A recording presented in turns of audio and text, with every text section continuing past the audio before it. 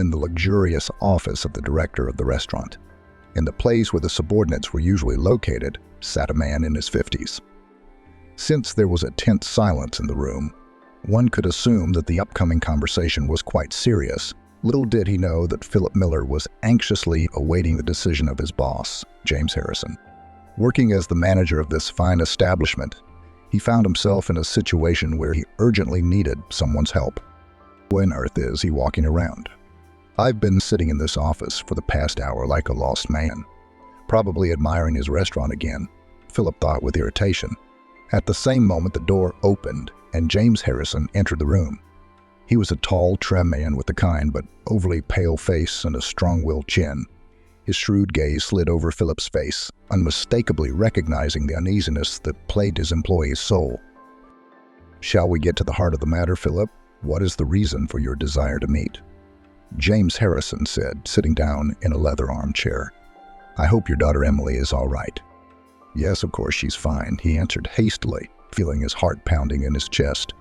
It was hard to get to the point, though it should be easier for him since he was the manager of the restaurant. "That's good to hear," James Harrison said. "I've always sympathized with Emily. She's a lovely, sweet girl." Philip swallowed convulsively at this compliment to his daughter and looked at his boss with a hunted look. At the same moment, he realized the inevitable. James Harrison was his only chance to get out of debt, and that was to marry his daughter off to this rich man. But how do you get the boss to make that decision? To make it go smoothly? The tension in the room became so palpable that it felt like skates could be molded into the air. Philip visibly tensed, struggling to find the words that could convince his boss to agree to his proposal. "I realize this may sound sudden, but I'm in a very difficult situation," he began, his voice trembling with excitement. "What kind of trouble are you in, Philip? Am I not paying you enough? It seems to me that your salary is more than serious," the businessman said in surprise. Philip coughed embarrassedly. "Well, you see, I've got debts that I just can't pay off on my own." James Harrison frowned. A serious expression appeared on his face. He squinted at the manager, waiting for further explanation. The next words came with great difficulty to Philip. "You see, James, you probably know I've been looking for a suitor for my daughter for a long time. And Emily is sure to make a fine wife to whoever chooses her." James Harrison looked at his subordinate with bewilderment. "I do not understand what you're getting at, Philip. Do you need money for the wedding?" Then asked directly, "Why these curtsies?" But Philip was silent. His mind raced in search of a reasonable explanation. At last, catching on to one of the words he thought promising, he came to the main point. "James, the fact is, I would like to marry my daughter Emily to you." Sweat beaded on his forehead, and his hand involuntarily reached around his neck to loosen the knot of his tie. In truth, he'd never thought of Emily romantically, seeing her solely as the daughter of his manager, and here he was being offered to marry a girl about to become his stepdaughter. "Philip, I appreciate your confidence, but I don't think it's the best idea," he said cautiously. "Emily is a wonderful girl, but I don't think she's ever considered me for a fiancé." Philip's eyes twinkled with a sly twinkle. "James, it's the only way out for me. Emily won't mind, and Jessica doesn't think so either. And I'll be eternally grateful to you if you do." "Does Jessica really think so too? Why didn't she ever tell me that?" James Harrison exclaimed, and then his lips pressed into a thin line. Of course, the businessman understood the situation in which his subordinate found himself, along with his wife, who worked in the same restaurant as a cook's assistant. Truth be told, the thought of a marriage of convenience brought James no pleasure. "Easy. James Harrison, this is a touchy subject. I can't make a decision right away," he said. "I need time to think it over, to calculate all the risks." Philip looked pleadingly at his boss and tried to grasp every opportunity. "Please, James Harrison, give me a chance to make things right. My daughter Emily doesn't deserve the kind of life I've given her." James Harrison shook his head. The businessman then rose from his chair and walked to the window that offered a panoramic view of the city. On his haggard, pale face, there was an expression of deep thoughtfulness. He was trying to make a difficult decision. "Well, Philip, I promise to think it over carefully, and I'll let you know my decision as soon as possible," he said, turning to the manager. Philip respectfully extended his hand to the restaurant owner. "Thank you for your understanding. "I look forward to hearing from you," he said with relief. James Harrison nodded and shook the manager's hand firmly. Philip left the office with a heavy heart. The fate of his adopted daughter Emily and his own future now depended on the decision of the superintendent. Deep down, Philip felt that the boss would take the bait. After all, Rose was right. She had calculated everything subtly, immediately realized how to catch this rich man. They've been together for a year for a reason. Wife Jessica's a sucker. All her romantic dreams of love are ridiculous. No fool is a fool. Philip left his boss's office and immediately called Rose. "Hi, it's me. Did you talk to him and tell him what you told me?" "Of course I did, Philip. He was drooling at the thought of my Emily. Men are like that. But here's the thing about the hat instead of the dowry. Let James pay off our debts, and then we'll be on our way." Rose smiled. They talked for a while. Then they went about their business. Philip took control of the restaurant, and Rose watched another TV show. At the same time, Philip's wife Jessica was helping the chef Michael Thompson in the kitchen, as if nothing had happened. It was rumored that he was friends with the owner himself and often visited him. "James has been a little down lately," the chef said casually. Jessica dropped her knife in surprise. "What do you mean, down?" "I think he's fine, but he's a little thin, of course. A little blush would be nice." "Why is it so bad?" Jessica asked anxiously. Vance to Thompson's side, sad. "It's bad, Jessica, and it's bad. They found a disease, but one that would break your tongue to pronounce. The prognosis is dire. They say James is ready to write his will." "Will?" Jessica was surprised. "But as far as I know, he's alone. No relatives." That chef chuckled. "That's what I'm talking about. James called a notary recently to prepare the necessary documents. He says I'll make a will in favor of the woman who agrees to marry me. What's he thinking? He's got half the town after him now. It's not right." "What about love? Feelings?" Jessica marveled. Michael Thompson frowned, tasting the dish he had prepared. "Well, when you've got 6 months to live, it's not that big of a deal. James wants to die in the arms of some pretty girl. Well, I'm exaggerating, of course, but that's the gist of it. Who else would he leave his money to?" Jessica coughed, embarrassed. "Orphanages, for example, or social funds." Michael Thompson waved his hand. "No way, they'll steal it. You need to keep an eye on the money. And who's going to do it?" "That's right. And so you see, and we'll still fall in love. Although, of course, the case is complicated. It's not easy to understand the true motives, but I'm not interested in any of that. I've known him since high school. We played hockey. I was a forward. He was a forward.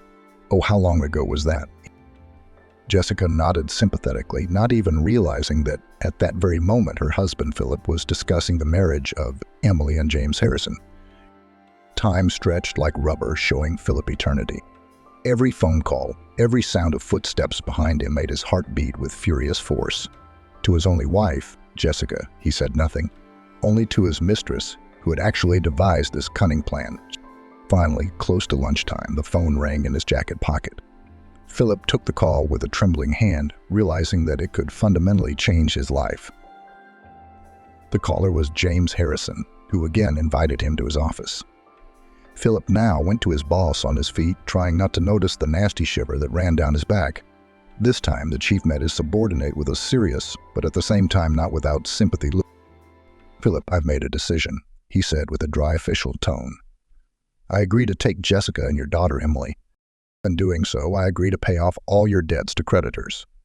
Philip was so stunned that he couldn't even hold back the tears of relief, which of course were fake publicity.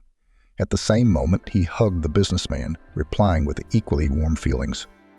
"Thank you, James Harrison. Thank you for saving me and my daughter from disgrace. And thank you for giving me a chance," the manager whispered, resting his face against his shoulder. The business boss felt the responsibility he had taken on and promised he would never regret the decision. "I will take care of Emily as if she were my own daughter. You can rest assured of that." Philip nodded demurely and began to discuss the details with the chief. In a confidential conversation, they set the day of the wedding, which was to take place in a week's time. James Harrison, horrified at the sight, was not in the least embarrassed by this haste. Philip, on the other hand, was over the moon. After all, he would not only get rid of debts, but also provide his adopted daughter a bright future. True, first of all, he thought, of course, about his own benefit, and everything else was a matter of tenth. And if Jessica and Emily knew what lay ahead of them, the first to know was the wife. It was in the evening when Jessica returned from work later than her husband, who, as the manager, was in fact her boss. By this time, the atmosphere in the house was already tense, which at any moment could erupt in anger and resentment. Jessica stood in the living room with her purse on the floor, her hands shaking and her eyes burning with tears. Opposite her, her husband was seated comfortably in an armchair by the blazing fireplace. The cold, calculating expression on Philip's face contrasted perfectly with the shock in his wife's eyes. "How could you?" Jessica blurted out from the doorway. At the same moment, her voice broke into a scream. "How could you sell our daughter for debt? Have you nothing sacred left?" Wide smiles. "You know, it's not really a sale, more like a lucrative contract, if you will. I'm just securing our family's future and nothing more. James Harrison is a wealthy man, and being related to him will save us from financial problems in the future. And not just us, but Emily herself, and even her children." "Have you thought about the shame?" Jessica spluttered. "You're giving our daughter away to a man twice her age. What will people think of us? How am I supposed to face the restaurant staff if I become the mother-in-law of the owner?" "James Harrison is a respected man in the community," Philip said reasonably, "and he looks quite lively for his age." "How much do you understand? Feelings are not bought with money." "Certainly not love," Jessica retorted. "And how could you set our daughter up like that? She's a young, beautiful girl. Yes, she deserves much more than to be a pawn in your financial scams." After his wife's words, Philip instinctively looked around, although he knew perfectly well that Emily was still at work. A nurse in therapy sounds proud. 24 hours a day at work and not much profit. But now that she was gone, Philip decided to continue the awkward conversation. "This isn't about toys, Jessica," he exclaimed angrily. "This is a matter of life and death. And first and foremost for you, dearie, we're on the verge of ruin. And James Harrison is our only chance to save ourselves. And if this wedding falls through, you won't have a job at the restaurant. Worst case scenario, you'll be selling pies at the bus stop." Tears welled up in Jessica's eyes. "Do you think it's okay that our salvation should depend on our daughter's marital status? Does Emily deserve to be married like that?" "Didn't she?" Philip objected. "She deserves the opportunity to secure a secure future for herself and her future children." "And what do you suggest?" "Bend over backwards for the rest of her life in this department. With James Harrison, she'll be living like Christ, holding a fortune in her hands," Philip said confidently. "No, what are you talking about? Our daughter deserves to be loved." "Philip, but why should she have his money when James Harrison is seriously ill?" Jessica insisted. "She doesn't need wealth. She needs real feelings." Sick. That's a good one." "I didn't know that," Philip said in surprise. "Then she'll be an heiress sooner, won't she?" "She'll be rewarded with your love," Jessica said bitterly. "Nonsense. A fiction. A luxury we can't afford now. But money is something else," Philip replied without blinking an eye. "And you want to solve your problems at the expense of your daughter? Maybe you better start moving yourself." Jessica exclaimed, choking back tears. "Peace ends. Of course. How could I not? Especially since she's not my own daughter, and neither are you. So there's no need to appeal to my fatherly feelings. But James said it's her destiny, period. You and I owe it to her to make her happy," Philip said in one breath. Jessica covered her face with her hands and sobbed. "Destiny? What do you know about it? We're going to ruin her life, you know, and Emily is my own daughter. So what if I took her from an orphanage? It's not the mother who gave birth. It's the mother who raised her." Philip's cheeks are flushed with anger. "My mother is an orphanage, the daughter of an alcoholic. Are you out of your mind?" "Yes, I agreed to the custody arrangement and took care of her all this time. I'm still taking care of her now. You hear me? And if you get it in the way, I will tell Emily the truth. You don't want that, do you?" "So calm down, Jessica. Think about your family and use your judgment. It's just the way it is. You don't want us to end up on the street, do you?" Jessica slumped her shoulders, shaken by her sobs, her heart breaking with worry for her daughter's future. She knew Philip was right, and though their family was on the brink of ruin, James Harrison couldn't be their only hope, not at this price. No, not at the cost of their only daughter's fate. "No, I can't do it, Philip," she whispered. "I can't sell my daughter. I'd rather be on the street, but not this." Philip smiled smugly, then took the poker and began to stir the embers in the fireplace, making sparks fly in all directions. "You've already done it," he said, calming down a little.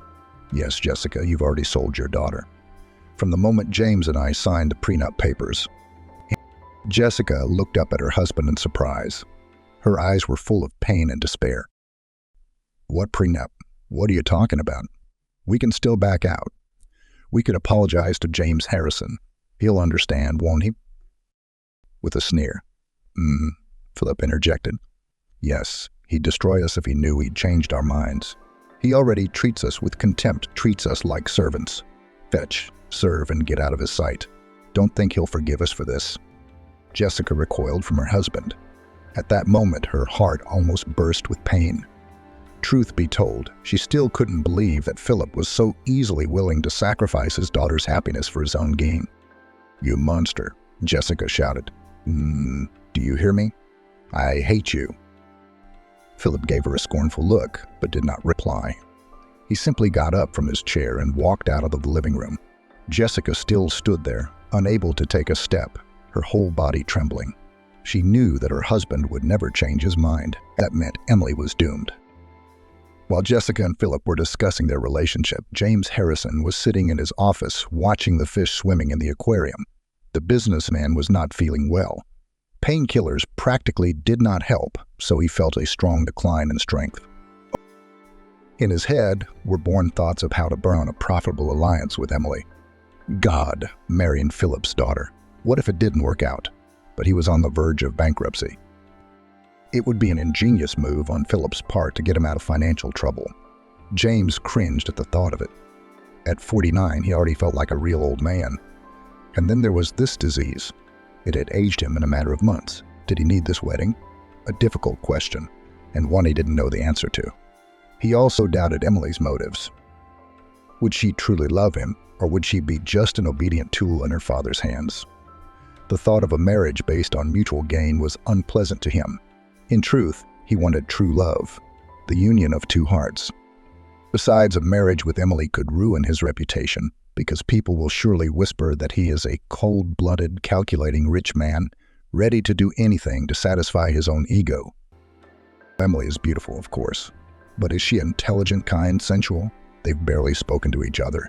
What if she doesn't like me? Looking at his own reflection in the mirror, James whispered. The businessman's doubts increased when he realized he was overestimating the importance of the union. After all, most marriages of convenience last for years. What's easier for everyone? One pays, the other bathes in luxury. You, me, I, you, nothing complicated. The usual scheme of human exchange based on the sale of feelings. It's all right. But James wanted to feel truly loved, desired, not just a tool in someone else's hands. Not an easy decision, but you have to weigh it carefully. And he had to be honest with himself, with Philip and Jessica. But maybe there's another way that doesn't require sacrifice. Maybe I could find a way to help Philip without marrying his daughter. James asked himself again, wiping the mirror with the palm of his hand. Little did he know that this was what he had been doing for the past few years, without any close friends. James Harrison was talking to himself, as if he were talking to his twin brother on the other side of the mirror. Sighing sadly, the businessman stood up and walked to the window. The city, too, had been swallowed up by twilight. The lights of lanterns and signs pierced the darkness like the identifying lights of ships heading toward a strong beacon. For a moment, James felt so alone that he wanted to howl with longing, and yet there were so many people hanging around. But James needed someone who could understand and share the last days of his life with him. Maybe even give him a glass of water or gently cover his eyelids when he was gone. Or maybe even weep at his grave and bring him a bouquet on his anniversary. Dreams. James knew that Philip's daughter was beautiful. But was that all that mattered? Would they be able to create something truly worthwhile together? Realizing that he couldn't make a final decision, James decided to talk to Emily in person. To do this, He was going to call her to his restaurant tomorrow to observe her manners and words. Perhaps it was then that the businessman would be able to understand whether they had a future together. And if not, well, we will have to accept that not all problems can be solved with the help of money, although he will still fulfill his obligations to Philip. After all, James considered himself a man of his word and was not going to break it, even in the face of his own death. How long did Dr. Thompson give him? A month? 3? Could he be lucky enough to last 6 months? Unsure of his theory, the businessman decided to call Emily the next morning, since he knew for a fact that tomorrow was her day off. Probably in this whole amazing story, Emily was the only one who didn't know until the last what was going on around her and what her parents and the businessman were up to. In the life of a young nurse, Emily also changed, and the kind that if her father found out about it, he would definitely go into hysterics, sputtering saliva and stomping his feet. It all began a little over a week ago. That morning, the rays of dawn were barely breaking through the blinds as Emily, a nurse on the therapy ward, prepared to turn in for her shift. But she was in for a bitter disappointment as the shift nurse, Felipe, had not shown up for work. Well, once again, the superintendent called her into the office. Emily thought bitterly. She, in turn, had spent a sleepless night tormented by doubts and fears. As it happened, not only was her place as a nurse on the ward at stake, but also the life of a man who was on death's doorstep.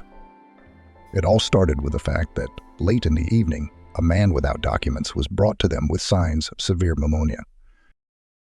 He was brought by a city cab driver who could not pass by, because this vagrant collapsed on the hood of his car while crossing the street. At first, I thought he was just trying to get money from me, set me up. But when I touched his forehead, I knew. He's got a high fever, the driver said as he pulled the unconscious guy into the squad room. Emily nodded and helped pull him into the corridor. The tramp's condition was clearly critical, and without treatment, he had no chance of recovery. Thanking the cab driver, Emily, at her own risk, decided to give him first aid. As she did so, she saw in the stranger's eyes a strength of spirit and will to live that was felt on a subconscious level. Despite the disapproval of her colleagues and the threats of the doctor on duty, Emily made the bold decision to go against all odds. At her discretion, she introduced additional procedures and stayed with the patient throughout the night, providing not only medical but also psychological support. The night dragged on for an agonizingly long time. "What's your name?" After checking the patient's temperature, Emily asked. The boy shuddered and then slowly opened his eyes. "Victor. My name is Victor," he whispered. "That's good. Rest until morning. There's still time. We'll see," Emily whispered. Victor's condition improved a little and then worsened again. Emily did not leave his bedside for a minute, watching his every breath and movement. She believed that despite all predictions, the tramp would make it through the morning. Her perseverance and dedication began to bear fruit. By the time of the first shift, Victor's breathing had become more even, and his temperature began to gradually drop. But when ward manager Robert Stevenson came to check on his progress, he was surprised and shocked by what had happened. "Emily, who is this guy? And what right do you have to treat him as you see fit? Why did you give him a private room? Aren't you taking on too much?" he asked defiantly. Emily shuddered and began to explain what had happened. Even though the patient was doing well, she was still in danger of being fired. But she didn't regret her decision. She had saved a man who no one had given a chance, and that was more important to her than her own career. "I've seen a lot of things, but this, why on earth would you bring him to the station? Did you know we're having a ministry inspection at the clinic today? You should at least listen to the doctor on duty. Well, call a cab and get out of here with your tramp," Robert Stevenson stated unequivocally and pointed at the door. At that moment, Victor opened his eyes and understood everything without words. Staggering, he got up from the bed, got dressed, and disconnected the drip. "Good boy, you got it right," the superintendent muttered. Emily shook her head contritely. What could she do? But she couldn't take the patient home with her. Her father would make a scene, and she didn't want that. She could treat the vagrant remotely, though, giving him injections at another place she'd only recently learned of in her unenviable position. It was the only right thing to do, and so it had to be done that way and no other. Victor, on the other hand, took it calmly. He did not push pity, and also did not become hysterical or beg to leave him in the hospital. He dressed silently and, nodding goodbye, walked toward the exit. Emily looked at the superintendent with a mute reproach in her eyes and, without saying goodbye, followed, supporting Victor by the shoulder. Emily led him hurriedly to the cab. The tramp's pale cheeks seemed whiter than snow in the sunlight, and his gray eyes expressed almost nothing that they should have. "Where are we going?" He wheezed in a weak voice. "Someplace safe. Someplace where you'll be taken care of," Emily replied. Luckily, the cab stopped right by the side of the field. She carefully placed Philip in the back seat, then handed the driver a slip of paper with the address of an abandoned house on the outskirts of town that served as a shelter for the homeless. As the cab moved forward, the hustle and bustle of the city was replaced by abandoned industrial neighborhoods. The landscape of parks turned into weedy wastelands. Gleaming high-rises gave way to the dilapidated houses of the poorer neighborhoods. The cabbie drove in silence. He didn't want to start a conversation with the tramp, and this despite the fact that Philip behaved decently and looked almost nothing like a homeless man. Finally, the car stopped in front of a dilapidated two-story house. The brick facade of the building was cracked like an old man's face. The windows hadn't had glass in 10 years, if not more. A sign that read "House of Mercy" hung from the moldering wooden doors. Emily carefully opened the door and helped Philip out of the car. The cool spring air finally knocked the heat from his exhausted body. After paying the cab driver, Emily and Philip entered the dimly lit hallways that smelled of dampness and disinfectant solution. At the same time, a slouching figure in a white coat advanced toward them. Emily recognized her. It was Rose, a nurse who had been in the same group at medical school. They had chosen very different jobs. Emily became a nurse in the therapy department, and Rose became a nurse in a shelter for the homeless and destitute. Together they took Philip to a tiny room, where they laid him on an old, creaking bed. A small window barely let in the dim light, highlighting the dusty ceilings and shabby walls. Philip's body began to shake again. Rose took out a thermometer and put it to the tramp's chest. The man's heart was racing as if he had just run a 100-meter race for time. "He has severe pneumonia," Emily explained. "Had dreaded glum. He needs antibiotics and oxygen." Rose nodded and fetched a small first aid kit and vials of medicine from the cabinet. With confident movements, she injected the antibiotic into Philip's vein and put the oxygen mask on his face. The trembling in the patient's body gradually subsided as the medicine began to flow through the IV into his body. Emily stood a little to the side and watched Rose care for the patient with mixed feelings of gratitude and sadness. She knew he wouldn't have lived a day without their help.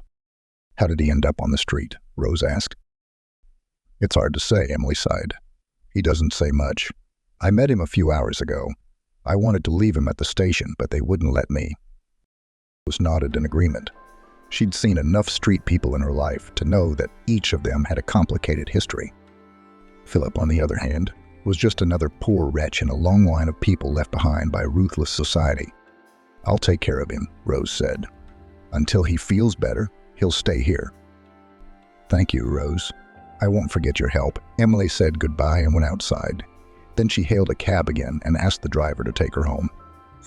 All the way home she thought of Philip, forgotten by everyone, but given a second chance at life. The next day Emily returned to Mercy House with hot soup, a plate and a spoon. She found Philip lying in bed with a tattered book in his hands. His breathing was hoarse, and his face was covered with a crimson blush. His eyes were sunken and his lips were pressed into a thin line. Emily gently fed Philip some soup and offered him a bath, to which he shook his head negatively. The nurse smiled and sat silently by his side, holding his hand. It went on like this for about a week. Emily visited Philip, and together they talked in hushed tones about everything. Of course, because of her work, Emily couldn't spend too much time at Mercy House. But despite this, she still tried to visit the patient almost every day. Naturally, she kept it all a secret from her parents, especially from her father, who lately had been thinking of marrying her off well.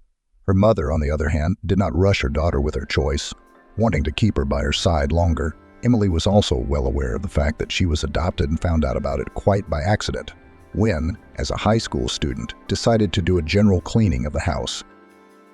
In the absence of her parents, everything came out of the blue when a folder of custody papers fell into her hands from the top shelf of her closet. I wondered, who were her real parents? Were they rich or poor? Did they have any other children? Or was she the first one they decided to get rid of? She didn't know the answer to these questions. However, in order not to upset her, her mother decided to hide the truth about those very documents from her. Let it be so. Why upset the person who loves you more than life itself? That's what Emily thought as she walked home from work one more time. She had no idea what her father had in store for her when he saw her daughter leave. Philip decided to come in from afar. First he asked how work was and if she was doing well. Then he got to the point by saying that his boss, James Harrison, wanted to see her tomorrow. Emily's amazement knew no bounds. To see me? Why should he? I'm nothing to him. The daughter of a restaurant manager, but James Harrison probably knows better, Philip said with pressure and looked meaningfully at his wife. Jessica sighed sadly and turned away from the window. Her husband had deftly played on her pain point, making her fear that her daughter might learn the truth about her past. What could she do? Talk her out of it and not go? But that wouldn't do anything, would it? Philip had already taken money from James, and not only had he taken it, but he'd already given it to his creditors. Of course, Jessica was bitter about what was happening. Her only hope was that her daughter would resent it and not go through with the deal. But she would have to come to that decision on her own to understand, to feel the whole situation. If only Jessica could have known that at that very moment, Emily was only concerned about one thing: the health of Ben's little brother, who was slowly, perhaps, on the mend. The next morning, so as not to upset Daddy, Emily went to meet James Harrison at the wrestling. By this time, the office of the businessman and creditor was literally saturated with an atmosphere of anxious expectation. Huge windows overlooking the city that lived its life gave the illusion of boundless power and authority. Behind the massive walnut desk sat James Harrison himself. The businessman's shrewd gaze, hidden behind his fine-rimmed glasses, was like an X-ray scanning those who dared to cross the threshold of his office. Today James wore an austere, dark blue suit that accentuated his lean figure and commanded the respect of those who had acquired a patriarchal paunch by this age. Emily knocked on the door before stepping over the threshold and timidly asking, "May I, James Harrison?" The businessman nodded as if the guest were his companion, not the daughter of a subordinate, anticipating a difficult conversation. The girl's heart raced and her hands became moist, as if before the most important exam of her life. A plain dress and low-heeled shoes made her look modest, a person who knew the value of money. The bright blush on her cheeks was evidence of the nervous tension she was trying to hide under a mask of ostentatious calm. Emily's appearance caught James Harrison's attention. A slight smile lit up his lips as he leaned back in his chair, assessing his visitor. The appearance was flawless. Her delicate features, large expressive eyes, and light chestnut-colored hair could drive anyone crazy, except that James himself wasn't going to go crazy. Not at all. In fact, under the guise of a bride, he was buying himself a daughter for an indefinite period of time, whose beautiful face would be the last thing he would see on this sinful earth. Well, in the meantime, let everyone think I'm a lusty rich man who has decided to gratify his ego in the face of his imminent demise. "Have a seat, Emily," he said in a low, measured voice. His cold tone left no doubt that the conversation was. Emily sank awkwardly to the edge of the chair, her skinny hands clenched into fists under the table. Of course, she couldn't ignore the hardness of James Harrison's gaze, which seemed to penetrate the most secret corners of her soul. "I don't know what to say." She immediately gave the initiative to the master of the office. "I know your father's in dire straits," James Harrison began, crossing his fingers in a lock on the newly flat surface of the desk. "However, I'm sure I can help him with his debts. I hope Philip has warned you about that." The businessman's words had an icy shower effect on Emily. The surprise took her breath away, and tears came to her eyes. "But my daddy didn't tell me anything about the debts," she whispered in a voice shaking with despair. "Okay, I didn't really doubt that. Surely Philip must have dumped that part of the case on me." James Harrison stretched out disappointedly. "And after all, his personal business has gone bust and he won't be able to repay the loan without my help. But don't get me wrong. It's not like I'm a charitable organization. I have obligations too." Emily felt that the businessman was leading her to something important, something that would change her life completely and irrevocably. For better or for worse. "I'm sorry, I don't understand what this is about," Emily asked timidly. James Harrison sighed sadly, displaying a complete semblance of compassion. "Believe me, I'm really, really sorry, Emily. I understand this is a difficult time, and your father was doing the best he could. Except we're talking about a considerable amount of money, he said. And even if I were to agree to be a guarantor to reimburse the creditors, I'm not sure your father would be able to handle the payments. Please give my dad a chance, Emily pleaded, and her eyes immediately filled with tears. I won't let you down. Would you like me to work for you for free on the weekends? Or write promissory notes in my name? Just save me. The young girl's tears involuntarily broke James Harrison's restraint, forcing him to relive some of the less pleasant moments in his life. And after all, he hadn't gotten to the most important part yet, but how to tell this innocent-eyed girl what he was really up to. Where to get the nerve not to burn with shame? Thinking about it, James looked away, unable to withstand the direct and emotional appeal. There was silence in the office for a while, broken only by the ticking of the wall clock. Finally, James Harrison looked at Emily again. For the first time since their meeting, something resembling understanding flashed in the businessman's eyes. All right, Emily, he said, pronouncing her name slowly, as if hearing it for the first time. I'm willing to give your father a chance, but you must realize that if you don't fulfill your obligations to me, your father will be in serious trouble. Hope shone in Emily's eyes, and the tears and sadness on her face were replaced by a wide smile. Thank you, she uttered with relief. I won't let you down. Don't even doubt it. And what do I need to do for you to get your father's debt paid? James Harrison turned pale, realizing that the moment of truth had arrived. Here he would gather air in his chest and say what Philip could not say. Just don't drift, the man mentally told himself. Finally, realizing there was no turning back, he said in a choked voice, You must be my wife, Emily. Emily flinched and pressed her back against the back of the chair. A wife. But we have such an age difference. How is that even possible? James got up from the table and started pacing around the room like a man on a roll. At this point, he was ready to fall through the ground in shame. Why had he said that? Why had he gone along with Philip? The businessman's condition suddenly worsened dramatically, causing him to nearly collapse from the extreme pain in his chest. Are you feeling ill?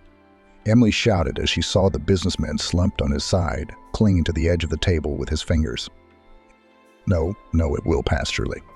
Now, just a little more. The pills are in my jacket pocket, James whispered, losing consciousness. Even though Emily was a nurse, this was hardly the first time she had encountered something like this. I'm going to call an ambulance now, she exclaimed through tears. When Emily reached for the phone at the foot of the businessman's desk, she saw the man writhing on the floor with his hands around his throat. Oh my God, he had a laryngeal injury. She quickly dialed the ambulance number and whispered to the dispatcher, explained the situation in a nutshell. The dispatcher replied, You see, there's been a serious accident downtown. A truck is skidded at speed and it has demolished several cars. We don't have any crews available right now. Say you're a medical professional, right? Right? The female dispatcher asked. Yes, I'm a medical technician. But what does that change? Aren't you going to send a resuscitation team to me? He's dying. Hear me. He's dying, Emily tearfully shouted into the phone. Calm down, girl. My name is Sarah. I was a medical surgeon in the past. Tell me, would you be able to perform a tracheostomy on a patient under my supervision? Emily nearly dropped the phone in amazement. A tracheostomy. But I work in internal medicine, and I've never picked up a scalpel. That's okay. Calm down and listen to me carefully. There's a first time for everything sometime. If you don't do this, the patient will die of asphyxiation. Do you understand? Sarah exclaimed.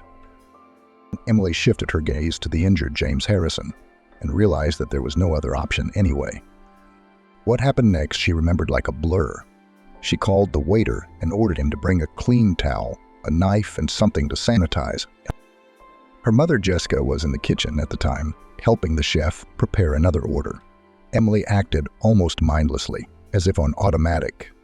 She made an incision with the knife near her throat, inserted the tube, and was relieved to hear the distinctive whistling sound. My God, the patient is breathing, really breathing, ran through her mind. For a while, James Harrison even opened his eyes as if he wanted to say something very important.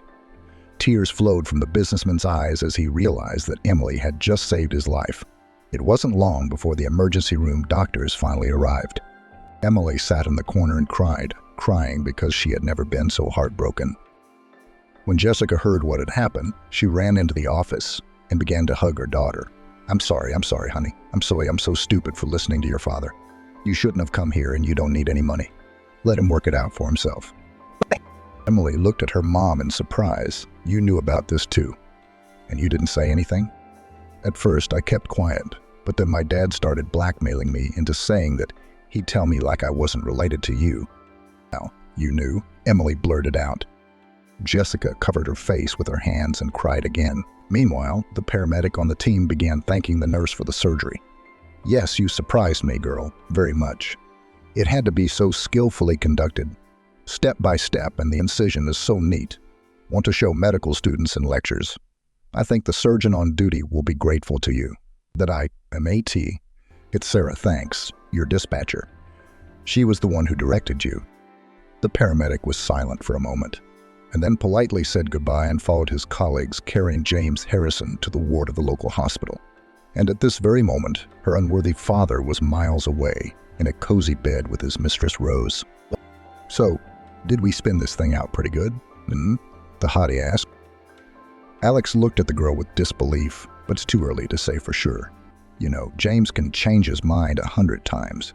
True, he has already transferred the money to pay off my imaginary debt. Well, I've got it all figured out. Now all I have to do is wait for him to include your daughter in his will, and it's done. Smiled. Alex visibly tensed. Listen, how did you know that Adamson wanted to include in the will the girl who would agree to commit her life to him? The pretty girl smiled coquettishly and stood up from the bed, adjusting her robe. How did you know? So the personal notary of this rich man is my half-brother Igor. Didn't you know? He's the one who told me that James intends to make a will in favor of. You don't know who you're talking to, you know? So I decided to use your Emily. What's a beauty to waste? Let her work off the stipends and good treatment. Philip grinned in agreement. He had chosen reality TV for a reason, beautifully ambitious, and smart as that professor. Jessica was a shepherdess from the village, in a word. No brains, no imagination. The only thing Philip was worried about was that James Harrison would die before he could take his daughter as his wife. And if he does, the money will quite expectedly flow into his Alyosha's pockets, and being a wife will wait. All the same, one of them is not his own, and the other is unloved. So what's the fuss? It's better to go to the sea with Rose to rest for a week or two on the sand to fry, water to treat themselves, to rest, so to speak, from the labors of the righteous, he thought. When Emily left the restaurant, she realized that she just had to see Ben, who'd been feeling better lately. Despite the fact that the guy practically merged, he did not leave the walls of the House of Mercy and began to help not with the sick as an orderly, which is quite a worthy occupation, especially given the specifics of the work. After all, Emily knew very well that vagrants were extremely reluctant to seek help in medical institutions. It is understandable. One has problems with the law, the other has no documents. But when the homeless saw Ben, they knew he was just like them. I mean, he's a poor bastard, a tumbleweed. But how can you not believe him when just yesterday he was collecting empty bottles, scrap metal, and waste paper side by side with you? Ben saw Emily and smiled and waved. Hey, how's it going? The guy asked cautiously. She only waved back. What are you talking about? What business is there? Nothing but trouble. I had to save my... Ben's face paled, my fiancé. I didn't know you had a boyfriend. Emily smiled. Come on, why are you jealous? What boyfriend? That's just me joking around. My father's got some kind of combination to get me into a fake marriage to pay off his debt. Only I don't like the whole thing. Oh, I love it, Ben exhaled in relief. I was getting upset, thinking I'd never see the light of day without you. Emily shook her head with a smile. You can't even think about that. It's okay. I think that after what happened, Dad will give up on his idea because it doesn't make any sense now. The young people talked some more, and then Emily went home, and Ben continued to work at the homeless shelter. It was always a busy place. The old building was crying out for repairs, but there was no money for it. So they had to screw something on and off and patch things up until their muscles ached. But no sooner had Emily reached the bus stop than her smartphone rang in her purse. Picking up the phone, she was surprised to hear an unfamiliar male voice. Good afternoon. Emily Jamison Adamson. Yes, it's me. "What's up?" she asked confusedly. There was an awkward pause on the other end of the wire, after which the same ingratiating voice continued. "And I'm Igor Thompson. Perhaps you've heard of him." "No. Why would I have heard of it?" Emily marveled. "Well, if only because I'm a family notary specifically working with James Harrison." Emily shrugged. "So what of it? I'm neither cold nor hot about it." "Well, I can see what's what, after all. Anyway, I'll get to the main point. Tell me, would you mind coming to my office? Let's say in half an hour. It's not far away, Communal Street, Building 8. You'll see the sign there, it's prominent, so you won't miss it." Emily raised an eyebrow in surprise. "Come to you. Why?" "Why? Well, I'll answer it. It's about James Harrison's will," the notary replied. "Well, will? Is he dead?" "I saw him just a couple hours ago," Emily exclaimed. "No, he's not dead, just admitted to the hospital. But there are arrangements for that as well. So let's not waste each other's time. Anyway, everyone, I'm waiting. Come." Emily wanted to object, but the notary had already interrupted the call, leaving her standing in the middle of a street in confusion. "Okay, whatever, I'll go." What else did they come up with in there? Emily whispered and walked in the opposite direction. What was her amazement when at the notary's office she saw her parents and some woman with a very rough appearance and long legs. As it turned out a little later, the stranger's name was Rose Prudnikova, and she too had her own interest in the case. "Emily, what are you doing here? Didn't that crazy rich guy invite you to this show?" Philip exclaimed. Emily only shrugged uncertainly. "I came because I was told to come. But what claim can there be?" Fortunately, the notary didn't beat around the bush, and after inviting all the participants in the proceedings to come inside, got down to business. "I have gathered you here to announce the decision of James Harrison. Who wants to make his will public early? Is that even possible?" "How is that even possible? You mean I'm going to die tomorrow and you're going to be the heir today? What nonsense is that?" exclaimed Philip, who felt extremely uncomfortable being near his mistress. Rose was making eyes at him, not the least bit embarrassed by his wife's presence. After Philip's words, the notary grimaced and, after a pause, continued. "I repeat once again for those who do not understand. James Harrison has his own view of the situation, and only he has the right to decide when his will be announced to all present. So I'll tell you at once, all financial assets, real estate, the firm, James Harrison is going to leave on the line of Philip Adamson." From astonishment, the young nurse almost collapsed in a faint. "How can I? It must be a mistake. Then tell me it's a prank. Am I caught in the lens of a hidden camera?" The notary smiled. "No, Emily Filipovna. The possibility of a mistake is ruled out. Not only that, you became an heiress by right of descent. That is, being the daughter of James Harrison." "There's a daughter? We took Emily from the orphanage," Jessica shouted. "Well, yes, that's the way it was. That rich man must be out of his mind," Philip chimed in. Trey measured him with a scornful glance. "No, James Harrison's head is quite all right. There is a forensic medical report dated February 20 of this year that Emily Filipovna is his daughter. If you'd like to read it. February 20th. But then I didn't even talk to James about marrying off my daughter in payment of the debt. How could he have known all this, and why did he make the will in advance?" Philip did not hold back. Then there was an awkward pause. No one present dared to break it.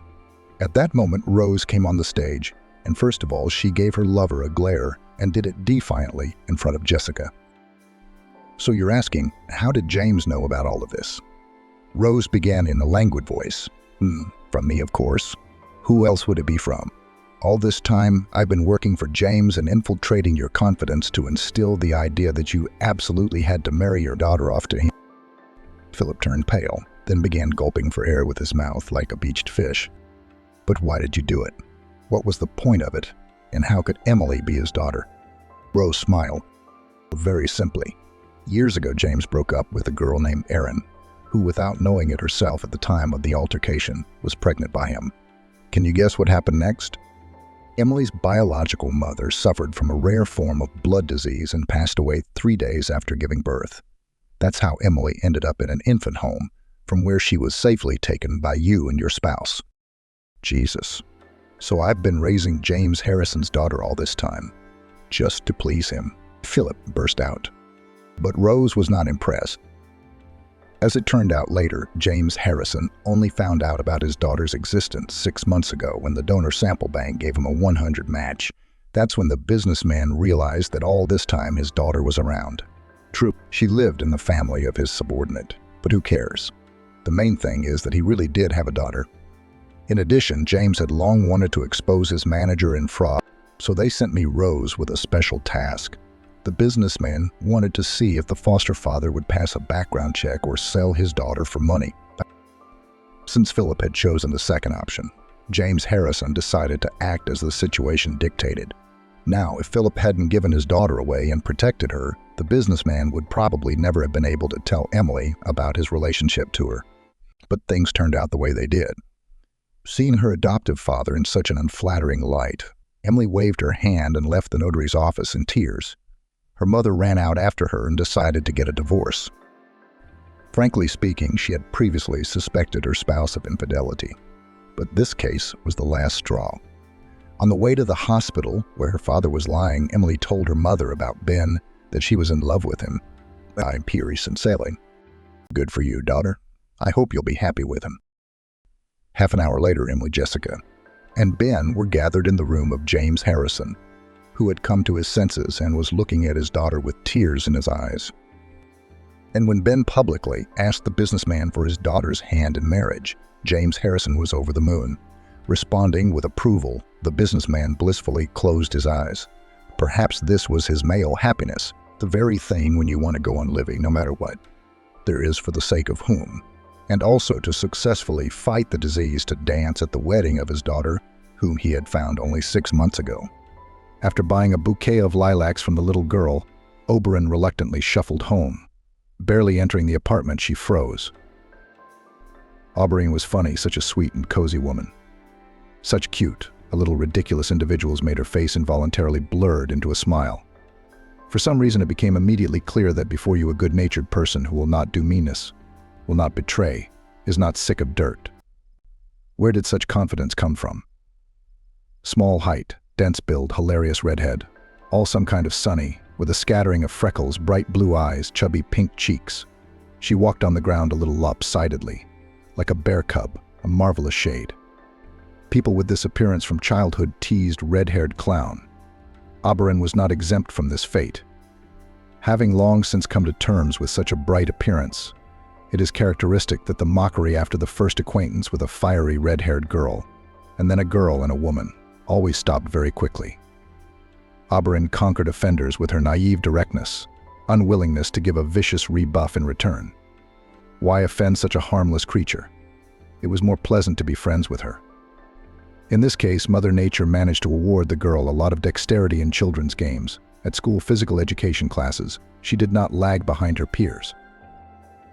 Moreover, was the leader in many pranks in the kindergarten.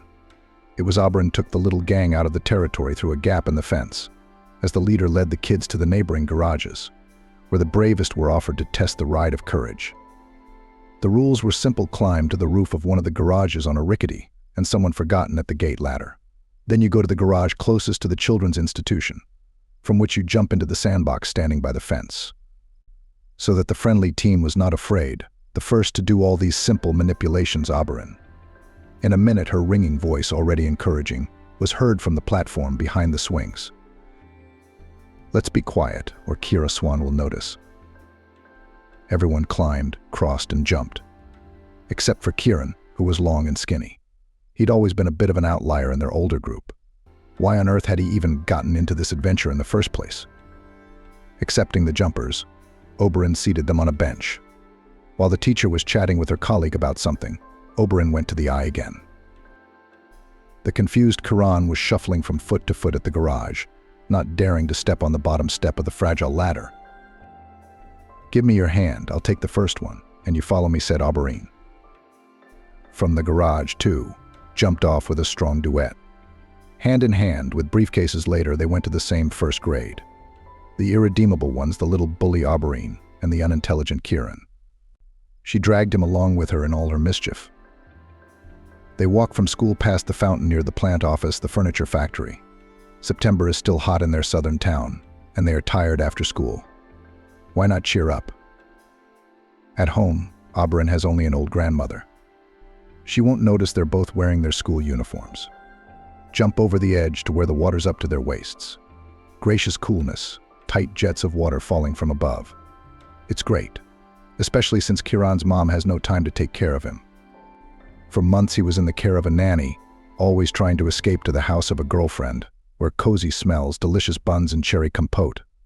A 3-liter jar with this sweet delicacy is never outnumbered here. They come quietly in wet clothes. Kieran even had an old tracksuit to change into. And they would come to their grandmother were hungry, were exhausted.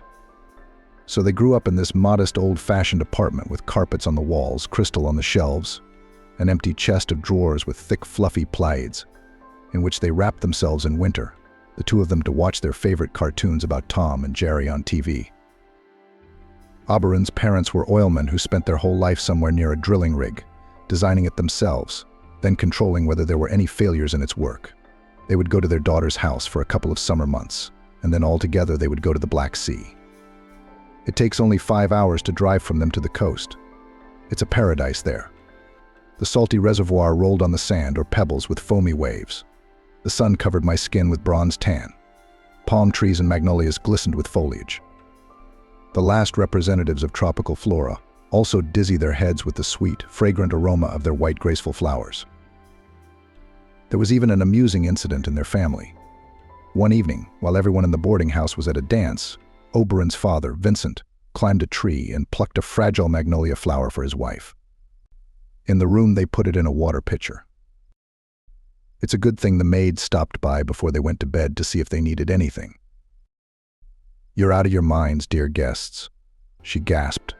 "It is good if you just have a headache from this insidious plant. And there are cases of people with allergies, which reaches anaphylactic shock." One tourist, the same fan of romance and magnolias, from us once barely managed to get to the hospital. Without waiting for objections, the maid quickly picked up the jug of already fading beauty and took it to the balcony. "That's where you go and admire it," she grumbled. "I'll bring you another container for drinking water. What do you think you're doing, poisoning yourselves here in our institution?"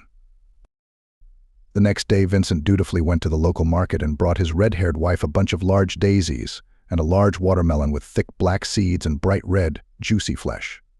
The incident was exhausted, and the new experience was recorded for the future. By the way, Oberyn had been born such a pretty redhead for a reason. She was a smaller version of her mother, Stacy, a carbon copy of herself. Vincent, who had come to the windows of the hospital on the day of Auburn's birth, couldn't contain his emotions. "Yes, Stacy, you're obviously two golden red-haired creatures in one family. It's a treasure trove. There's a reason you were so toxic the whole pregnancy. Our daughter could braid her hair out of that fire fleece." When in her childhood, after watching a cartoon about a red-headed redhead tried to start complexes because of her hair color, Stacy stopped them once and for all. "Daughter, take a good look at me," Stacy said. "Has my hair the color of shiny copper ever hindered me in life? My red locks, like a generous sun, kissed on the top of my head. You're always on display, always bright and always happy.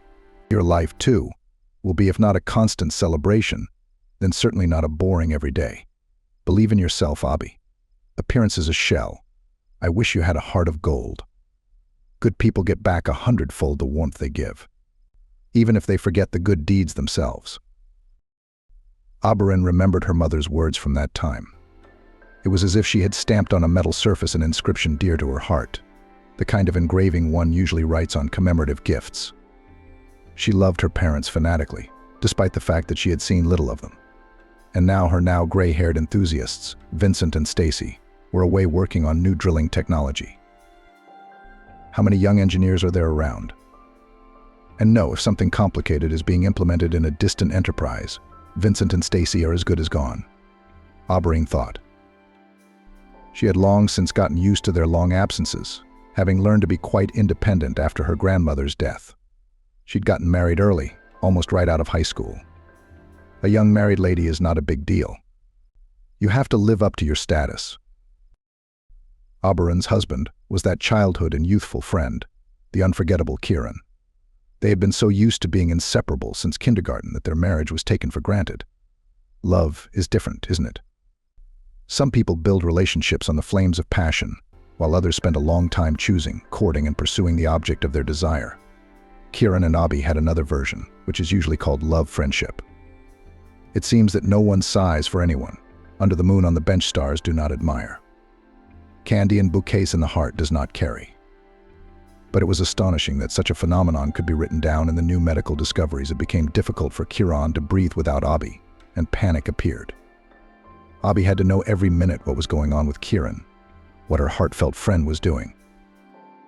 Kieran seemed to really need help, or at least a kind word of approval from Oberon. But she wasn't around.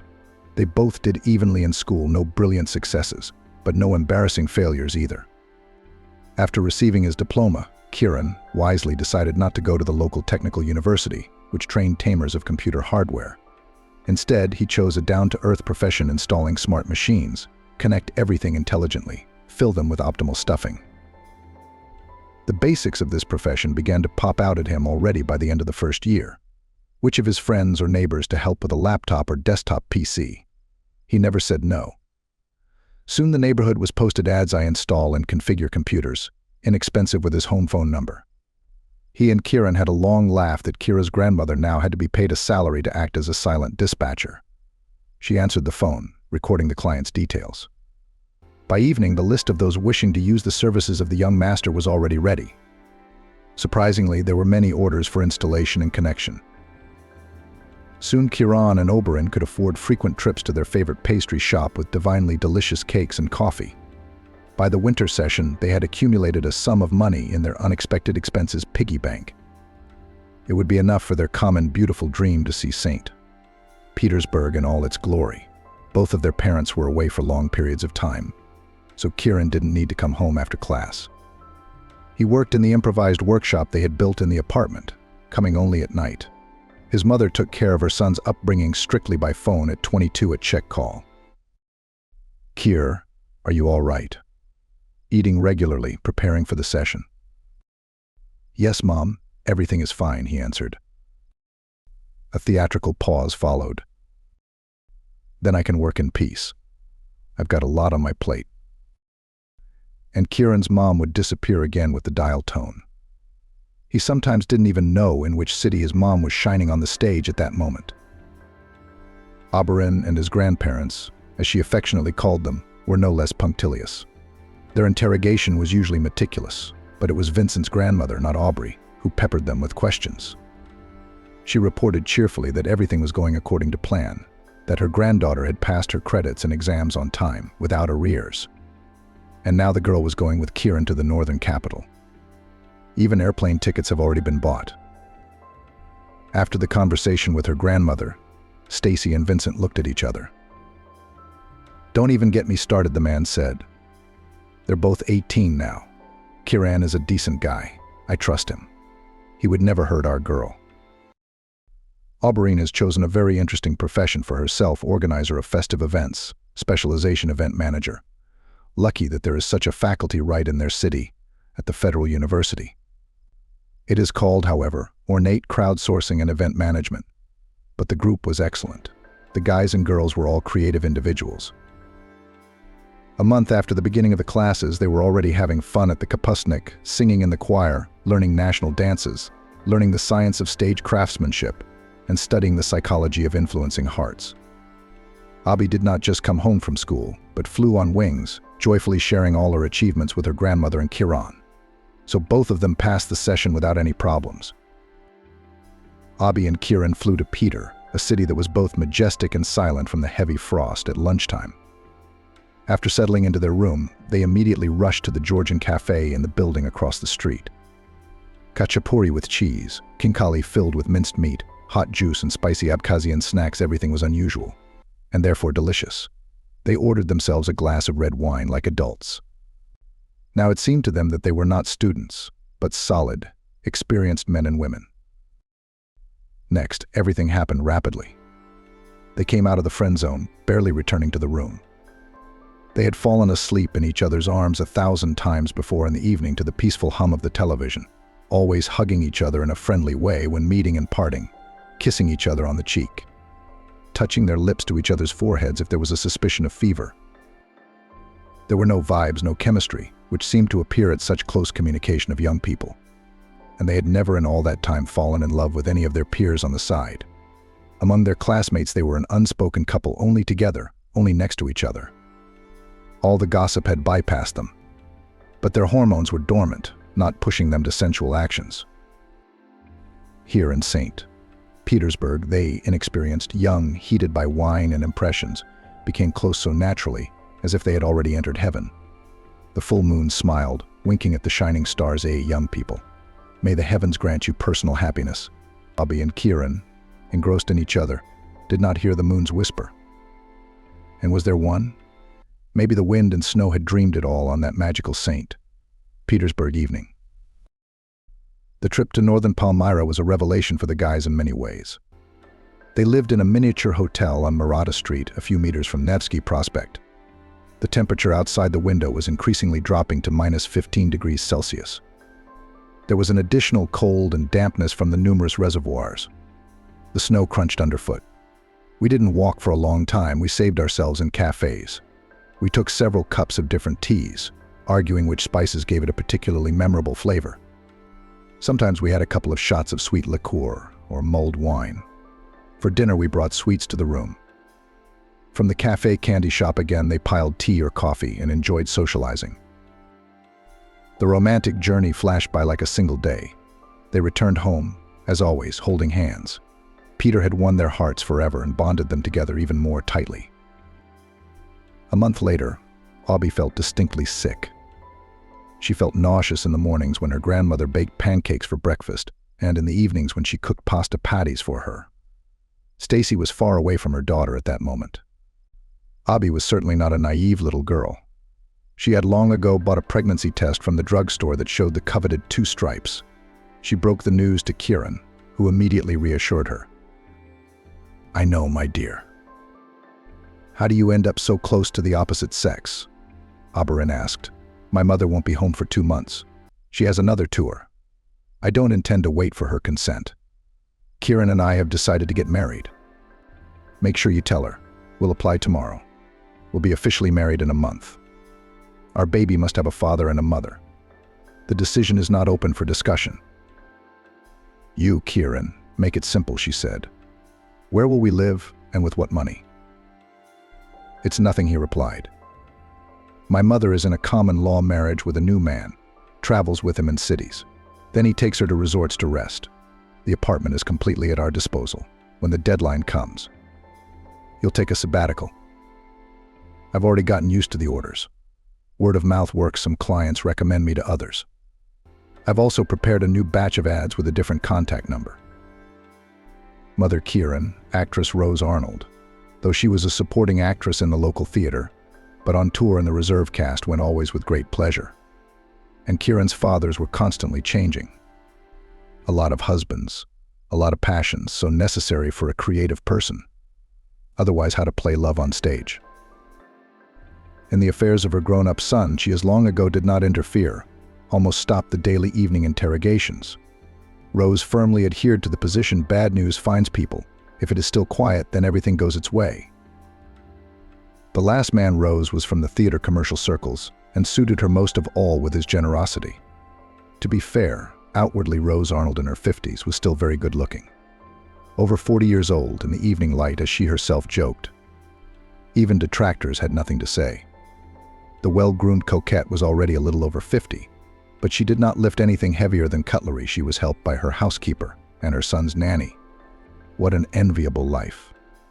Official marriages in the passport Rose Arnold was 3 pieces, but unofficial romances she had not countless. And who needs that boring arithmetic when it comes to Rose? She had one specialty: she could sing romances in a thick, low voice. Although she did not learn vocals and did not learn, but will raise to the sky large languid eyes with skillfully lined black pencil eyelashes, slightly raised in a graceful question eyebrow, open sensual full lips, and draggy told me, "Be you mine and I will live." Passion burning. Another man with a delicate mental organization fell into the net set Rose. Looked at her like a rabbit on a boa constrictor, hurried to fulfill any of her whims, opened access to his accounts and cash. Rose wasted no time, pampered herself, her favorite, as much as she could, knowing that she could not keep her lover for long. She had an empty, boring soul. God had hurt her intellect. But she herself considered further mental development as an empty occupation. She could not hold a conversation in a decent society. She was more silent, parading around the hall and showing another flashy outfit. Men with money are often not fools. They quickly lost interest in her and disappeared from her horizon. The trouble was that Rose, like any man, inexorably aged. Not every worthy and rich fish is no longer caught in her predatorily arranged nets. She did not want to look at the smaller specimens, carefully watched her behavior and words to keep her partner longer. And this time she did not let go of her young lover even for a moment. Men were becoming fewer and fewer, and age was getting scarier. Vincent and Stacy took the news of Auberine's imminent marriage and pregnancy to heart. They agreed to celebrate the wedding in the summer during a vacation, when they will be in their hometown, and Rose Arnold will have a break in the tour schedule. The young people were now leading a shared family life for two homes. After university classes, Oberyn and Kieran would go to their grandmother's house for lunch, and then go to Kieran's apartment. The boy would again fiddle with another order at home, or go out on a call. Oberyn was preparing for her seminars, running an unpretentious household. She began to take lessons from her grandmother, a skilled cook, and soon she could cook something simple for herself and her young husband. In the registry office, they were signed a month after the application was submitted. The newlyweds joked, remembering a quote from the old Soviet movie Girls What a Family: Kieran, husband and wife. "You can die laughing." And they both started laughing. Young and green, everything still seemed so magical, serenely joyful. Parents on both sides did not interfere in their life together, hoping for the prudence of children. Grandmother looked after from afar. She bought her granddaughter fruit, so that in her interesting position the body received vitamins, then gave her now legitimate grandson Kieran a warm scarf, so that he did not catch a cold running on calls throughout the neighborhood. Already spring has powerfully entered its rites. The end of April. When she opened the window, a floral scent wafted through the apartment. In their southern city, there were so many lilacs, garden, Persian, and wild. For as long as Oberyn and Kieran could remember, they had associated spring with the fluffy white and purple flowers on the branches of the shrubbery, and with bunches of blooming lilacs in the house, arranged in vases. By the May holidays, there was a general restlessness at the university at Oberyn's. There were several reasons for this. The practical exams were just around the corner, at which the students would show their acquired skills on the institute's scaffolding in the large assembly hall. The noisy competition of numbers was attended by representatives of advertising, entertainment agencies, workers of show business, movie industry, experts from television, including one of the presenters of the Central TV channel. During a program devoted to dating, one of the presenters once said worthy suitors are still puppies, and it was much the same with the Oberyn students. There were only a few really talented guys for the whole stream. Experienced producers had to keep their ears open in order not to miss a diamond that could be earned in the future. Here you could get a job, get someone's attention for a prospect, and participate in casting. By the time the performances began, Oberyn's tummy had already rounded out a bit, but to avoid drawing attention with her interesting situation, she chose the role of a red-headed clown for a defense number. Spacious bright green jumpsuit, yellow shirt with a brown checkered pattern. There was almost no makeup on her face, just a plastic tube nose, some mascara on her eyes and lip gloss. Her copper hair didn't even need to be specially styled. Frizzy swirls stuck out in all directions, as the image demanded. The committee unanimously gave Oberyn an excellent for a successful reprise. As she sat down in the auditorium to catch her breath and watch her fellow students perform, a man in an expensive suit and bright pink shirt approached her. "Hello, Oberyn. I enjoyed your number. I would like to invite you to perform at our corporate event." "Sorry, I forgot to introduce myself. My name is Andrei Vladimirovich. The details of our cooperation, if you agree, we'll discuss later." The bewildered Oberyn didn't even have time to reply as the man disappeared somewhere. She feverishly thought that this couldn't be, because it could never be. She had created her clowned carrot top not for the public, but for herself, putting into his facial expressions and gestures a part of her cheerful soul. She did not expect that her experimental image could seriously appeal to anyone. At that moment, her buddy Milachka plopped into the seat next to Oberyn.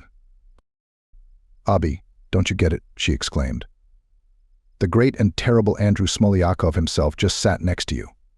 His modeling agency, Aphrodite's Favor, Has girls from all over our county signing up for auditions 6 months in advance. Do you know how he was nicknamed in bohemian circles? Janie. Who? Why Janie? Mila shrugged, just jealous of his success.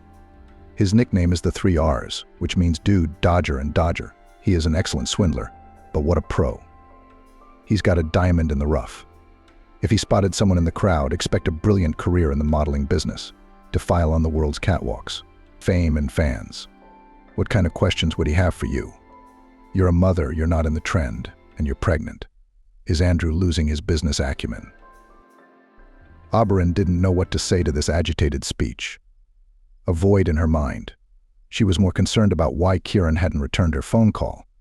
She was so eager to share with him that she passed the credit she dreaded with a yay. At the same time, Andrew, to whom Mila had just sung praises, was sharing a new idea with his assistant.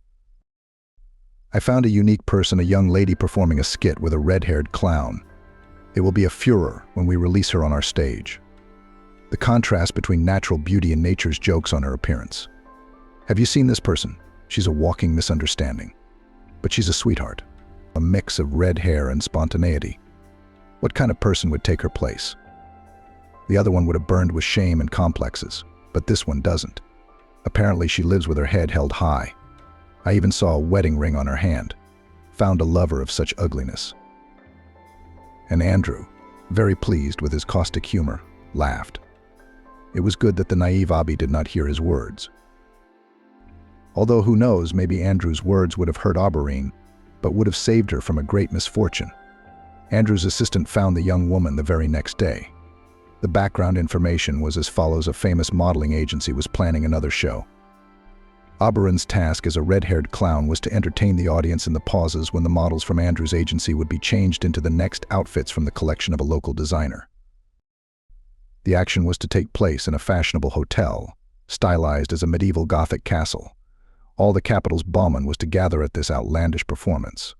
Oberyn, who for participation in the show was offered a fabulous fee by student standards, was not afraid of the stage and the audience in a huge hall with velvet armchairs. But the hotel complex itself struck her at first sight with its mysterious atmosphere. With her exuberant imagination, she immediately imagined nightly tournaments, beautiful ladies in lavish dresses, balls, intrigue and unearthly love of imaginary heroes. Oberyn did not move through the halls like a bear this time. She had even muted that ability. She walked like a fairy with a magic wand in her hands, mentally touching people and objects, immersing them in the fairy tale that was already being born in her head. On the improvised catwalk, everything happened exactly as Andrew had planned. The fashion collection was done in black and white colors. It had a cold, sharp, steely sheen. When a red-haired clown appeared on stage during the breaks, the difference in theme was so great that everyone involuntarily admired again the talent of the young clothing designer and his innovative views on how femme fatalists should look like. The intended effect was 100% realized. Oberyn, inspired by her successful performances in front of so many people, decided to have a little snack. A buffet was set up in the lobby bar. The mom-to-be put a couple of canopies on a miniature plate, took a glass of lemonade from the tray, and sat down in a secluded place on a soft sofa. After a couple of minutes, she heard muffled voices. In one of them, she recognized the commanding tone of her local patron. "Joshua, have you seen those ginger ugly things?" "Poor girl," someone said. "You don't often see such a hopeless case of total lack of beauty. You are the very creator of female goddesses, to whom you give long, slender legs, to whom you give deep, expressive eyes. And who will you give a luxurious hair? Can you believe she has a wedding ring on her hand? I can't even imagine a man who could sleep with her of his own free will."